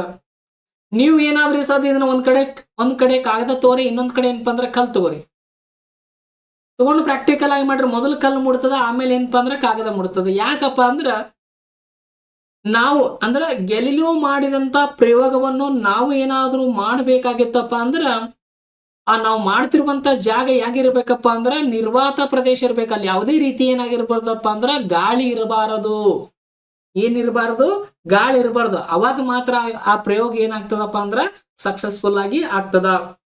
ನೆಕ್ಸ್ಟ್ ಇಟಲಿ ದೇಶದ ಪಿಸಾ ಗೋಪುರದ ಮೇಲಿಂದ ವಿವಿಧ ತೂಕದ ಪಿರಂಗಿ ಗುಂಡುಗಳನ್ನು ಕೆಳಗೆ ಹಾಕಿ ಇದನ್ನು ಪ್ರಾಯೋಗಿಕವಾಗಿ ತೋರಿಸಿದ. ನೋಡ್ರಿ, ಈ ಪಿಸಾ ಗೋಪುರ ಎಲ್ಲಿದಪ್ಪ ಅಂದ್ರ ಇಟಲಿ ದೇಶದಲ್ಲಿ ಅದ. ಎಲ್ಲದ? ಇಟಲಿ ದೇಶದೊಳಗದ. ಅಲ್ಲಿ ಪಿಸಾ ಗೋಪುರದ ಮೇಲೆ ತುದಿಗೋಗಿ ಏನ್ ಮಾಡ್ತಾನಪ್ಪ ಅಂದ್ರ ಅಲ್ಲಿ ಕಬ್ಬಿಣದ ಪಿರಂಗಿ ಗುಂಡುಗಳನ್ನು ತೆಗೆದುಕೊಂಡು ಎರಡನ್ನು ಏಕಕಾಲಕ್ಕೆ ಬಿಡುವುದ್ರ ಮೂಲಕ ಏನಪ್ಪಾ ಅಂದ್ರ ಒಂದು ಪ್ರಯೋಗ ಮಾಡಿ ಏನಪ್ಪಾ ಅಂದ್ರ ಗೆಲಿಲಿಯೋ ಏನ್ ಮಾಡ್ತಾನಪ್ಪ ಅಂದ್ರ ಅದನ್ನ ತೋರಿಸ್ತಾನ. ನೆಕ್ಸ್ಟ್ 8ನೇ ಪ್ರಶ್ನೆ ನೋಡ್ರಿ. ಕೊಟ್ಟಿರುವ ಹೇಳಿಕೆಗಳನ್ನು ಓದಿ ಮತ್ತು ಸರಿಯಾದ ಆಯ್ಕೆಯನ್ನು ಗುರುತಿಸಿ. ನೋಡ್ರಿ, ಇಲ್ಲಿ ಕೊಟ್ಟಂತ ಹೇಳಿಕೆಗಳನ್ನು ಓದಬೇಕು, ಓದಿ ಸರಿಯಾದ ಆಯ್ಕೆಯನ್ನು ಏನ್ ಮಾಡ್ಬೇಕಪ್ಪ ಅಂದ್ರ ಗುರುತಿಸ್ಬೇಕು. ನೋಡ್ರಿ, ಎ ಸ್ಟೇಟ್ಮೆಂಟ್ ನೋಡ್ರಿ. ಮಾರ್ಟಿನ್ ಲೂಥರ್ ಜರ್ಮನಿಯಲ್ಲಿ ಧಾರ್ಮಿಕ ಸುಧಾರಣಾ ಚಳವಳಿಯನ್ನು ಆರಂಭಿಸಿದ. ಬಿ ಸ್ಟೇಟ್ಮೆಂಟ್, ಈತನು ಬೈಬಲ್ ಅನ್ನು ಜರ್ಮನ್ ಭಾಷೆಗೆ ಭಾಷಾಂತರ ಮಾಡಿದನು. ಸಿ ಆಪ್ಷನ್, ಮಾರ್ಟಿನ್ ಲೂಥರ್ ಕ್ರೈಸ್ತ ಧರ್ಮದಲ್ಲಿ ಪ್ರೊಟೆಸ್ಟೆಂಟ್ ಎಂಬ ಪಂಗಡವನ್ನು ಆರಂಭಿಸಿದ. ಡಿ ಆಪ್ಷನ್ ಅಲ್ಲ, ಡಿ ಸ್ಟೇಟ್ಮೆಂಟ್ ನೋಡ್ರಿ. ಇದು ಕ್ಯಾಥೋಲಿಕ್ ಚರ್ಚ್ ತನ್ನ ಆಂತರಿಕ ಸುಧಾರಣೆಗಾಗಿ ಇಗ್ನೇಸಿಯಸ್ ಲಯೋಲ್ ಅವರ ಪ್ರತಿ ಸುಧಾರಣಾ ಚಳವಳಿಯನ್ನು ಪ್ರಾರಂಭಿಸಿದನು. ಕೆಳಗಡೆ ಏನಪ್ಪಾ ಅಂದ್ರ ಇಲ್ಲಿ ಆಪ್ಷನ್ಸ್ ಗಳು ಕೊಟ್ಟಿದ್ದಾರೆ ನೋಡ್ರಿ. 1ನೇ ಆಪ್ಷನ್ ಎ ಮತ್ತು ಬಿ ಸರಿಯಾಗಿದೆ. 2ನೇ ಆಪ್ಷನ್ ಸಿ ಮತ್ತು ಡಿ ಸರಿಯಾಗಿವೆ. ಮೂರನೇ ಆಪ್ಷನ್ ಎ ಮತ್ತು ಸಿ ಸರಿಯಾಗಿವೆ. ಫೋರ್ತ್ ಆಪ್ಷನ್ ಮೇಲಿನ ಎಲ್ಲವೂ ಸರಿಯಾಗಿವೆ. ಇದಕ್ಕೆ ರೈಟ್ ಆನ್ಸರ್ ಬಂದ್ ಏನಾಗ್ತದಪ್ಪ ಅಂದ್ರ ಫೋರ್ತ್ ಆಪ್ಷನ್ಸ್, ಅಂದ್ರೆ ಮೇಲಿನ ಎಲ್ಲವೂ ಏನಾಗ್ತವಪ್ಪ ಅಂದ್ರ ಸರಿ ಆಗ್ತವ. ನೋಡ್ರಿ ಯಾವ ರೀತಿ ಸರಿ ಆಗ್ತವ ಅದಕ್ಕೆ ಸಂಬಂಧಪಟ್ಟಂತೆ ವಿವರಣೆ ಇದೆ ನೋಡ್ರಿ ಇಲ್ಲಿ. ಮಾರ್ಟಿನ್ ಲೂಥರ್ ಏನಪ್ಪಾ ಅಂದ್ರ ಜರ್ಮನಿಯಲ್ಲಿ ಏನ್ ಮಾಡ್ತಾನಪ್ಪ ಅಂದ್ರ ಧಾರ್ಮಿಕ ಸುಧಾರಣಾ ಚಳವಳಿಯನ್ನು ಆರಂಭಿಸಿದ. ಬಹಳಷ್ಟು ಇಂಪಾರ್ಟೆಂಟ್ ಆಗ್ತದ ನೋಡ್ರಿ. ಪುನರುಜ್ಜೀವನ ಎಲ್ಲಿ ಪ್ರಾರಂಭ ಆಯ್ತಂದ್ರ ಇಟಲಿಯಲ್ಲಿ ಪ್ರಾರಂಭ ಆಯ್ತು. ಧಾರ್ಮಿಕ ಸುಧಾರಣಾ ಚಳವಳಿ ಎಲ್ಲಿ ಪ್ರಾರಂಭ ಆಯ್ತಪ್ಪ ಅಂದ್ರ ಜರ್ಮನಿ ದೇಶದಲ್ಲಿ ಏನಾಗ್ತದಪ್ಪ ಅಂದ್ರ ಪ್ರಾರಂಭ ಆಗ್ತದ. ಪುನರುಜ್ಜೀವನದ ತವರ ಮನಿ ಅಂತ ಯಾವ್ದು ಕರಿತೀವಿ ನಾವು? ಇಟ್ಲಿ ಕರಿತೀವಿ. ಇನ್ನ ಧಾರ್ಮಿಕ ಸುಧಾರಣಾ ಚಳವಳಿ ಅಂತ ಯಾರಿಗ ಅಂದ್ರ ಸುಧಾರಣಾ ಚಳವಳಿಯ ತವರ ಮನಿ ಹೋಮ್ ಟೌನ್ ಅಂತ ಯಾವ್ದು ಕರಿತೀವಪ್ಪ ಅಂದ್ರ ಜರ್ಮನ್ ದೇಶಕ್ಕೆ ಅಂತ ಏನಪ್ಪಾ ಅಂದ್ರ ಕರಿತೀವಿ. ಇನ್ನ ಪುನರುಜ್ಜೀವನದ ಪಿತಾಮ ಅಂತ ಯಾರಿಗೆ ಕರಿತೀವಪ್ಪ ಅಂದ್ರ ಪೆಟ್ರಾರ್ಕಕ್ಕೆ ಕರಿತೀವಿ. ಅದೇ ರೀತಿಯ ಧಾರ್ಮಿಕ ಸುಧಾರಣಾ ಚಳವಳಿಯ ನಾಯಕ ಅಥವಾ ಪಿತಾಮ ಅಂತ ಯಾರಿಗೆ ಕರಿತೀವಪ್ಪ ಅಂದ್ರ ಮಾರ್ಟಿನ್ ಲೂಥರ್ ಅವ್ರಿಗೆ ಏನಪ್ಪಾ ಅಂದ್ರ ಕರಿತೀವಿ. ಎರಡರ ನಡುವಕ್ಕೆ ವ್ಯತ್ಯಾಸ ಇರಲಿ, ನಿಮಗೆ ನೆನಪಾಗಲ್ಲ ಅನ್ನೋ ಸಲಾಗಿ ಏನಪ್ಪಾ ಅಂದ್ರೆ ಎರಡಕ್ಕೂ ಏನ್ ಮಾಡಿದನಪ್ಪ ಅಂದ್ರ ಹೋಲಿಕೆ ಮಾಡಿ ಹೇಳಿದೆ ನೋಡ್ರಿ. ಈ ಮಾರ್ಟಿನ್ ಲೂಥರ್ ಯಾವ ದೇಶದವಪ್ಪ ಅಂದ್ರ ಜರ್ಮನ್ ದೇಶದವನಾತ. ಯಾವ ದೇಶದವನಾತ? ಜರ್ಮನ್ ದೇಶದವನು. ಈತನ ಏನಾಗಿದ್ದಪ್ಪ ಅಂದ್ರ ಅಗಸ್ಟಿನ ಚರ್ಚಿನ ಏನಪ್ಪಾ ಅಂದ್ರ ಪಾದ್ರಿ ಆಗಿದ್ದ. ಪಾತ್ರೆ ಆಗ್ಯದದು ಪಾದ್ರಿ ಮಾಡ್ಕೊರಿ. ಆತ ಏನಾಗಿದ್ದಪ್ಪ ಅಂದ್ರ ಪಾದ್ರಿ ಆಗಿದ್ದ. ಯಾವ ಚರ್ಚಿನ ಪಾದ್ರಿ ಆಗಿದ್ದಪ್ಪ ಅಂದ್ರ ಅಗಸ್ಟಿಸನ ಚರ್ಚಿನ ಪಾದ್ರಿ ಏನಾಗಿದ್ದಪ್ಪ ಅಂದ್ರ ಆತ ಆಗಿದ್ದ. ಈತನು ಪಾಪ ಕ್ಷಮಾಪಣಾ ಪತ್ರಗಳ ಕುರಿತು 97 ಹೇಳಿಕೆಗಳನ್ನು ಬರೆದು ವಿಟನ್ಬರ್ಗ್ ಚರ್ಚಿನ ಹೆಬ್ಬಾಗಿಲಿಗೆ ಏನ್ ಮಾಡ್ತಾನಪ್ಪ ಅಂದ್ರ ಅಂಟಿಸ್ತಾನ. ಯಾವ ಚರ್ಚಿನ ಹೆಬ್ಬಾಗಿಲಿಗೆ ಅಂಟಿಸ್ತಾನ? ವಿಟನ್ಬರ್ಗ್ ಚರ್ಚಿನ ಹೆಬ್ಬಾಗಿಲಿಗೆ ಏನ್ ಮಾಡ್ತಾನಪ್ಪ ಅಂದ್ರ ಪಾಪ ಕ್ಷಮಾಪಣಾ ಪತ್ರಗಳ ಕುರಿತು 97 ಹೇಳಿಕೆಗಳನ್ನ ಏನಪ್ಪಾ ಅಂದ್ರ ಆತ ಬರೆದು ಅಂಟಿಸ್ತಾನ. ಈತನ ಅಂದ್ರೆ ಯಾರಿಲ್ಲಿ? ಮಾರ್ಟಿನ್ ಲೂಥರ್ ಚರ್ಚಿನ ಧಾರ್ಮಿಕ ಸೇವೆಗಳಲ್ಲಿ ಲ್ಯಾಟಿನ್ ಭಾಷೆಯ ಬದಲಾಗಿ ಏನಪ್ಪಾ ಅಂದ್ರ ಜರ್ಮನ್ ಭಾಷೆಯನ್ನು ಏನ್ ಮಾಡ್ತಾನಪ್ಪ ಅಂದ್ರ ಆತ ಬಳಕೆ ಮಾಡ್ತಾನ. ಇನ್ನ ಕ್ಯಾಥೋಲಿಕ್ ಚರ್ಚಿನವರು ಮಾರ್ಟಿನ್ ಲೂಥರ್ ಅನುಯಾಯಿಗಳನ್ನ ಏನಂತ ಕರೆದಾರಪ್ಪ ಅಂದ್ರ ಪ್ರೊಟೆಸ್ಟೆಂಟ್ ಅಂತ ಏನಪ್ಪಾ ಅಂದ್ರ ಕರೀತಾರ. ನೋಡ್ರಿ, ಕ್ಯಾಥೋಲಿಕ್ ಚರ್ಚಿನವರು ಮಾರ್ಟಿನ್ ಲೂಥರ್ನ ಅನುಯಾಯಿಗಳನ್ನು, ಯಾರ ಅನುಯಾಯಿಗಳು? ಮಾರ್ಟಿನ್ ಲೂಥರ್ನ ಅನುಯಾಯಿಗಳನ್ನ ಏನಂತ ಕರೀತಾರಪ್ಪ ಅಂದ್ರ ಪ್ರೊಟೆಸ್ಟೆಂಟ್ ಅಂತ ಕರೀತಾರ. ಯಾರು ಕರೀತಾರಪ್ಪ ಅಂದ್ರ ಕ್ಯಾಥೋಲಿಕ್ ಚರ್ಚಿನವರು ಏನಪ್ಪಾ ಅಂದ್ರ ಕರೀತಾರ. ನೆಕ್ಸ್ಟ್ ಪ್ರತಿ ಸುಧಾರಣಾ ಚಳವಳಿ ಅಂತ ಬರ್ತದ. ಈ ಪ್ರತಿ ಸುಧಾರಣಾ ಚಳವಳಿ ಅಂದ್ರೆ ಏನಪ್ಪಾ ಅಂದ್ರ ಕ್ಯಾಥೋಲಿಕ್ ಚರ್ಚ್ ತನ್ನ ಆಂತರಿಕ ಸುಧಾರಣೆಗಾಗಿ ನಡೆಸಿದಂತ ಎಲ್ಲ ಪ್ರಯತ್ನಗಳನ್ನೇ ಏನಂತ ಕರೀತಾರಪ್ಪ ಅಂದ್ರ ಪ್ರತಿ ಸುಧಾರಣಾ ಚಳವಳಿ ಅಂತ ಏನಪ್ಪಾ ಅಂದ್ರೆ ಕರೀತಾರೆ. ಈ ಪ್ರೊಟೆಸ್ಟೆಂಟ್ ಏನ ಪಂಗಡದಿಂದ ಅಥವಾ ಮಾರ್ಟಿನ್ ಲೂಥರ್ನ ಅನುಯಾಯಿಗಳಿಂದ ಏನಾಗ್ತದಪ್ಪ ಅಂದ್ರ ಕ್ಯಾಥೋಲಿಕ್ ಚರ್ಚಿನ ಪ್ರಭಾವ ಕಮ್ಮಿ ಆಗ್ತದ. ಕಮ್ಮಿ ಆದ ನಂತರ ಏನಪ್ಪಾ ಅಂದ್ರ ಇಲ್ಲಿ ಇಗ್ನೇಸಿಯಸ್ ಲಯೋಲ ಏನ್ ಮಾಡ್ತಾನಪ್ಪ ಅಂದ್ರ ಈ ಕ್ಯಾಥೋಲಿಕ್ ಚರ್ಚಿನಲ್ಲಿ ಪ್ರತಿ ಸುಧಾರಣಾ ಚಳವಳಿ ಏನಪ್ಪಾ ಅಂದ್ರ ಆತ ಪ್ರಾರಂಭ ಮಾಡ್ತಾನ. ಪ್ರತಿ ಸುಧಾರಣಾ ಚಳವಳಿಯನ್ನು ಪ್ರಾರಂಭ ಮಾಡಿದ್ರೆ ಅವರು ಇಗ್ನೇಸಿಯಸ್ ಲಯೋಲ ಏನಪ್ಪಾ ಅಂದ್ರ ಬರ್ತಾರ. ಅದ್ರ ಸಲುವಾಗಿ ಆತನಿಗೆ ಪ್ರತಿ ಸುಧಾರಣಾ ಚಳವಳಿಯ ನಾಯಕ ಅಂತ ಏನಪ್ಪಾ ಅಂದ್ರ ಕರೀತಾರ. ನೋಡ್ರಿ, ಈ ಇಗ್ನೇಸಿಯಸ್ ಲಯೋಲ ಏನ್ ಮಾಡ್ತಾನಪ್ಪ ಅಂದ್ರ 1541ರಲ್ಲಿ ಎಷ್ಟರಲ್ಲಿ 1541ರಲ್ಲಿ ಜೀಸಸ್ ಸಂಘವನ್ನು ಸ್ಥಾಪನೆ ಮಾಡ್ತಾನೆ. ಯಾವ ಸಂಘವನ್ನು ಸ್ಥಾಪನೆ ಮಾಡ್ತಾನ? ಜೀಸಸ್ ಸಂಘವನ್ನು ಸ್ಥಾಪನೆ ಮಾಡ್ತಾರ. ಪರೀಕ್ಷೆ ಒಳಗೆ ನಮಗ್ ಕೇಳ್ಬಹುದು, ಜೀಸಸ್ ಸಂಘವನ್ನು ಯಾರು ಸ್ಥಾಪನೆ ಮಾಡಿದ್ರ ಅಂತ ಪ್ರಶ್ನೆ ಕೇಳ್ಬಹುದು. ಯಾವ ವರ್ಷ ಮಾಡಿದ್ರ ಅಂತ ಪ್ರಶ್ನೆ ಕೇಳ್ಬಹುದು. ಯಾರು ಮಾಡಿದ್ರು ಜೀಸಸ್ ಸಂಘವನ್ನು ಸ್ಥಾಪನೆ? ಹೇಳ್ರಿ ಒಂದ್ಸಲ. ಯಾರು ಮಾಡ್ತಾರಪ್ಪ ಅಂದ್ರ ಇಗ್ನೇಸಿಯಸ್ ಲಯೋಲ ಅನ್ನೋರು ಏನಪ್ಪಾ ಅಂದ್ರ ಮಾಡ್ತಾರ. ಯಾವ ವರ್ಷ ಮಾಡ್ತಾರಪ್ಪ ಅಂದ್ರ 1541ರಲ್ಲಿ ಏನ್ ಮಾಡ್ತಾರಪ್ಪ ಅಂದ್ರ ಮಾಡ್ತಾರ. ಈ ಇಗ್ನೇಸಿಯಸ್ ಲಯೋಲ ಯಾವ ದೇಶದವಪ್ಪ ಅಂದ್ರ ಸ್ಪೇನ್ ದೇಶದ ಓರ್ವ ಏನಾಗಿರ್ತಾರಪ್ಪ ಅಂದ್ರ ಸೈನ್ಯನಾಗಿರ್ತಾರ. ಹಾಗಾದ್ರೆ ಮಾರ್ಟಿನ್ ಲೂಥರ್ ಯಾವ ದೇಶದವ ಹೇಳ್ರಿ ನೋಡೋಣ. ಇಗ್ನೇಸಿಯಸ್ ಲಯೋಲ ಯಾವ ದೇಶದವ? ಸ್ಪೇನ್ ದೇಶದವ. ಮಾರ್ಟಿನ್ ಲೂಥರ್ ಯಾವ ದೇಶದವ? ಜರ್ಮನ್ ದೇಶದವ. ಯಾವ ದೇಶದವ ಆತ? ಜರ್ಮನ್ ದೇಶದವ. ಇಂಪಾರ್ಟೆಂಟ್. ಎಷ್ಟು ಜೀಸಸ್ ಸಂಘದ ಸದಸ್ಯರನ್ನ ಜೆಸ್ಯೂಯಿಟರ್ ಅಂತ ಏನಪ್ಪಾ ಅಂದ್ರೆ ಕರೀತಾರ. ಏನಂತ ಕರೀತಾರ ಅವ್ರಿಗೆ? ಜೆಸ್ಯೂಯಿಟರ್. ಏನಂತ? ಜೆಸ್ಯೂಯಿಟರ್ ಅಂತ ಏನಪ್ಪಾ ಅಂದ್ರೆ ಕರೀತಾರ.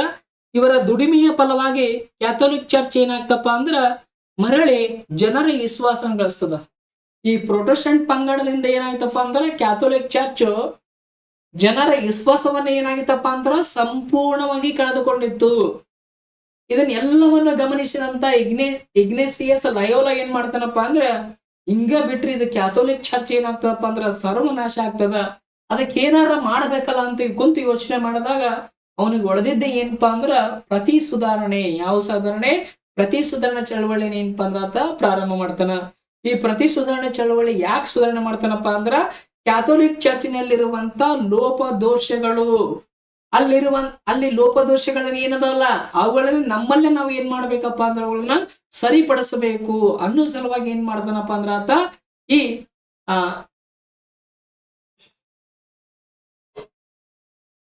ಅಂದ್ರ ಪ್ರತಿ ಸುಧಾರಣಾ ಚಳವಳಿಯನ್ನು ಏನ್ ಮಾಡ್ತಾನಪ್ಪ ಅಂದ್ರ ಆತ ಪ್ರಾರಂಭವನ್ನ ಮಾಡ್ತಾನ.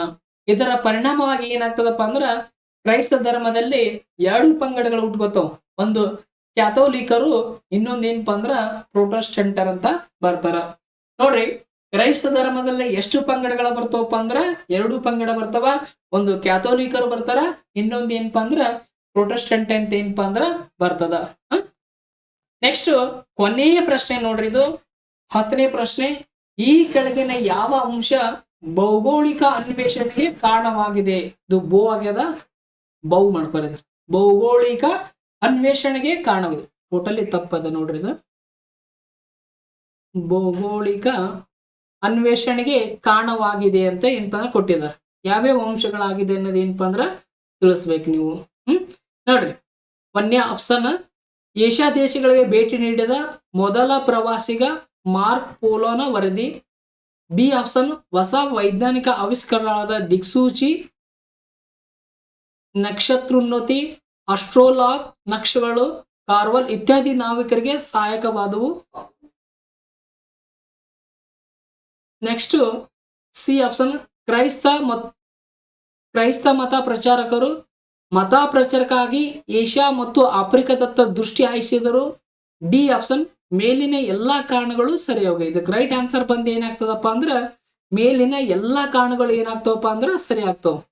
ನೋಡ್ರಿ, ಈ ಕೆಳಗಿನ ಯಾವ ಅಂಶ ಭೌಗೋಳಿಕ ಅನ್ವೇಷಣೆ ಕಾರಣವಾಗಿವಪ್ಪ ಅಂದ್ರ 1ನೇ ಆಪ್ಷನ್ ಏಷ್ಯಾ ದೇಶಗಳಿಗೆ ಭೇಟಿ ನೀಡಿದಂತ ಮೊಟ್ಟ ಮೊದಲ ಪ್ರವಾಸಿಗೆ ಯಾರಪ್ಪ ಅಂದ್ರ ಮಾರ್ಕ್ ಪೋಲೋ ಬರ್ತಾನ. ಈತ ಮಾರ್ಕ್ ಪೋಲೋ ಏನಪ್ಪಾ ಅಂದ್ರ ಚೀನಾ ಮತ್ತು ಭಾರತ ದೇಶಗಳಿಗೆ ಏನಪ್ಪಾ ಅಂದ್ರ ಭೇಟಿ ನೀಡ್ತಾನ.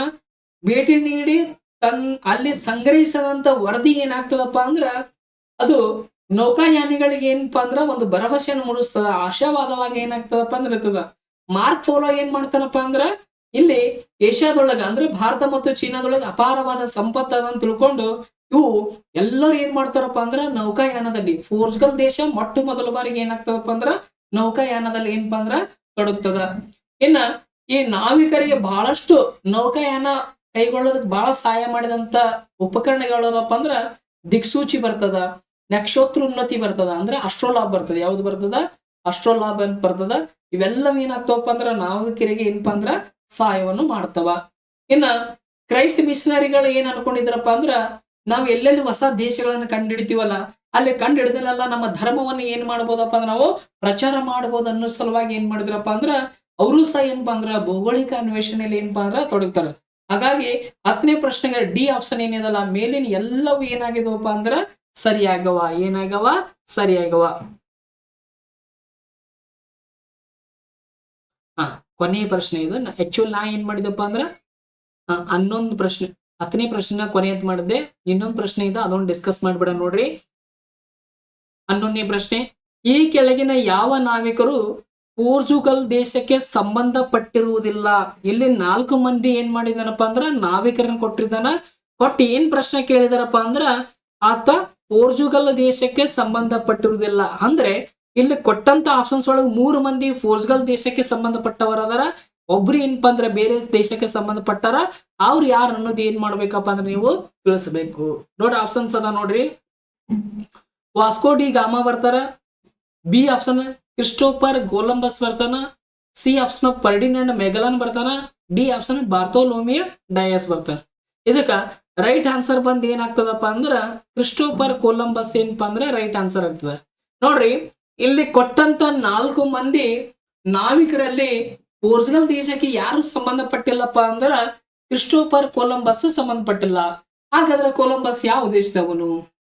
ಆತ ಯಾವ ದೇಶದವನಪ್ಪ ಅಂದ್ರ ಸ್ಪೇನ್ ದೇಶದವನು. ಆತ ಯಾವ ದೇಶದವನು? ಆತ ಸ್ಪೇನ್ ದೇಶದವನು. ಹಾಗಾಗಿ ಇದು ಏನಾಗ್ತದಪ್ಪ ಅಂದ್ರ ಸರಿಯಾದ ಉತ್ತರ ಆಗ್ತದ. ನೆಕ್ಸ್ಟ್ ವಾಸ್ಕೋಡಿಗಾಮಿ ಯಾವ ದೇಶಕ್ಕೆ ಸಂಬಂಧಪಟ್ಟವ? ಪೋರ್ಚುಗಲ್ ದೇಶಕ್ಕೆ ಸಂಬಂಧಪಟ್ಟವ. ಇನ್ನ ಮೇಗಲನ್ ಯಾವ ದೇಶಕ್ಕೆ ಸಂಬಂಧಪಟ್ಟವ? ಪೋರ್ಚುಗಲ್ ದೇಶಕ್ಕೆ ಸಂಬಂಧಪಟ್ಟವ. ಇನ್ನ ಬಾರ್ತೋಲೋಮಿ ಡೇಸ್ ಯಾವ್ದಕ್ಕೆ ಸಂಬಂಧಪಟ್ಟನಪ್ಪ ಅಂದ್ರ ಆತ ಪೋರ್ಚುಗಲ್ ದೇಶಕ್ಕೆ ಏನಪ್ಪಾ ಅಂದ್ರ ಸಂಬಂಧಪಟ್ಟವ. ಕ್ರಿಸ್ಟೋಫರ್ ಕೊಲಂಬಸ್ ಮಾತ್ರ ಯಾವ ದೇಶಕ್ಕೆ ಸಂಬಂಧಪಟ್ಟವಪ್ಪ ಅಂದ್ರ ಸ್ಪೇನ್ ದೇಶಕ್ಕೆ ಸಂಬಂಧಪಟ್ಟವ. ಯಾವ ದೇಶಕ್ಕೆ ಸಂಬಂಧಪಟ್ಟವ? ಸ್ಪೇನ್ ದೇಶಕ್ಕೆ ಸಂಬಂಧಪಟ್ಟವ. ನೋಡ್ರಿ ವಿವರಣೆ ಇದೆ ಇಲ್ಲಿ. ಸಮುದ್ರಯಾನವನ್ನು ಕೈಗೊಂಡ ಪ್ರಪಂಚದ ಮೊದಲ ದೇಶ ಯಾವ್ದು ಬರ್ತದಪ್ಪ ಅಂದ್ರ ಪೋರ್ಚುಗೀಸ್. ಯಾವ್ದು ಬರ್ತದ? ಪೋರ್ಚುಗಲ್ ಅಂತ ಬರ್ತದ. ಏನ್ ಬರ್ತದ? ಪೋರ್ಚುಗಲ್ ದೇಶ ಅಂತ ಏನಪ್ಪಾ ಅಂದ್ರ ಬರ್ತದ. ನೆಕ್ಸ್ಟ್ ಈ ಪೋರ್ಚುಗಲ್ ದೇಶದವರು ಪ್ರಮುಖ ನಾವಿಕರನ್ನು ನೋಡಿದಾಗ ವಾಸ್ಕೋ ಡಿ ಗಾಮಾ ಬರ್ತಾರ, ಫರ್ಡಿನಾಂಡ್ ಮೆಗಲನ್ ಬರ್ತಾರ, ಬಾರ್ತೋಲೋಮಿ ಡಯಸ್ ಇವ್ರು ಏನಪ್ಪಾ ಅಂದ್ರ ಪೋರ್ಚುಗೀಸ್ ದೇಶಕ್ಕೆ ಏನಪ್ಪಾ ಅಂದ್ರ ಸಂಬಂಧಪಟ್ಟವರು. ಆದ್ರೆ ಈ ಕ್ರಿಸ್ಟೋಫರ್ ಕೊಲಂಬಸ್ ಯಾವ ದೇಶದವಪ್ಪ ಅಂದ್ರ ಸ್ಪೇನ್ ದೇಶದವನ. ಹಾಗಾಗಿ ಇದಕ್ಕ ಸರಿಯಾದ ಉತ್ತರ ಏನಪ್ಪಾ ಅಂದ್ರ ಆಗ್ತದ. ನೋಡ್ರಿ, ಭಾರತ ಮತ್ತು ಚೀನಾ ದೇಶಗಳ ಸಾಗರ ಮಾರ್ಗವೊಂದನ್ನು ಕಂಡುಹಿಡಿಯುವುದು ಪೋರ್ಚುಗೀಸ್ ರಾಜಕುಮಾರದ ಹೆನ್ರಿ ಏನಪ್ಪಾ ಅಂದ್ರ ರಾಜಕುಮಾರನ ಉದ್ದೇಶ ಆಗಿತ್ತು. ಈತನ ಬಿರುದು ಏನಪ್ಪಾ ಅಂದ್ರ ಹೆನ್ರಿ ದಿ ನಾವಿಗೇಟರ್. ಹೆನ್ರಿಯ ಬಿರುದು ಯಾವ್ದಪ್ಪ ಅಂದ್ರ ಹೆನ್ರಿ ದಿ ನಾವಿಗೇಟರ್ ಆಗಿತ್ತು. ಈತ ಏನಪ್ಪಾ ಅಂದ್ರ ಸ್ಕೂಲ್ ಆಫ್ ನಾವಿಗೇಷನ್ ಅನ್ನ ಏನ್ ಮಾಡ್ತಾನಪ್ಪ ಅಂದ್ರ ಸ್ಥಾಪನೆ ಮಾಡ್ತಾನ.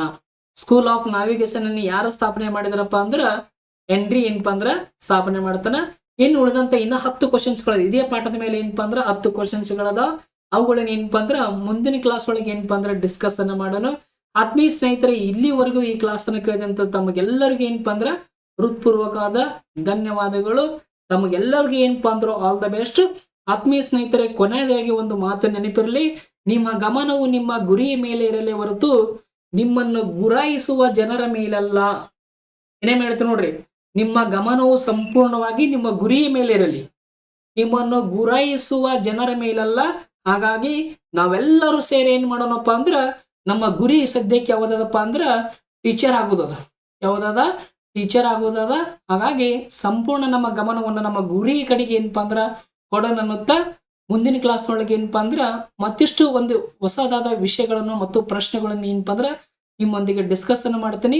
All the best. By friends.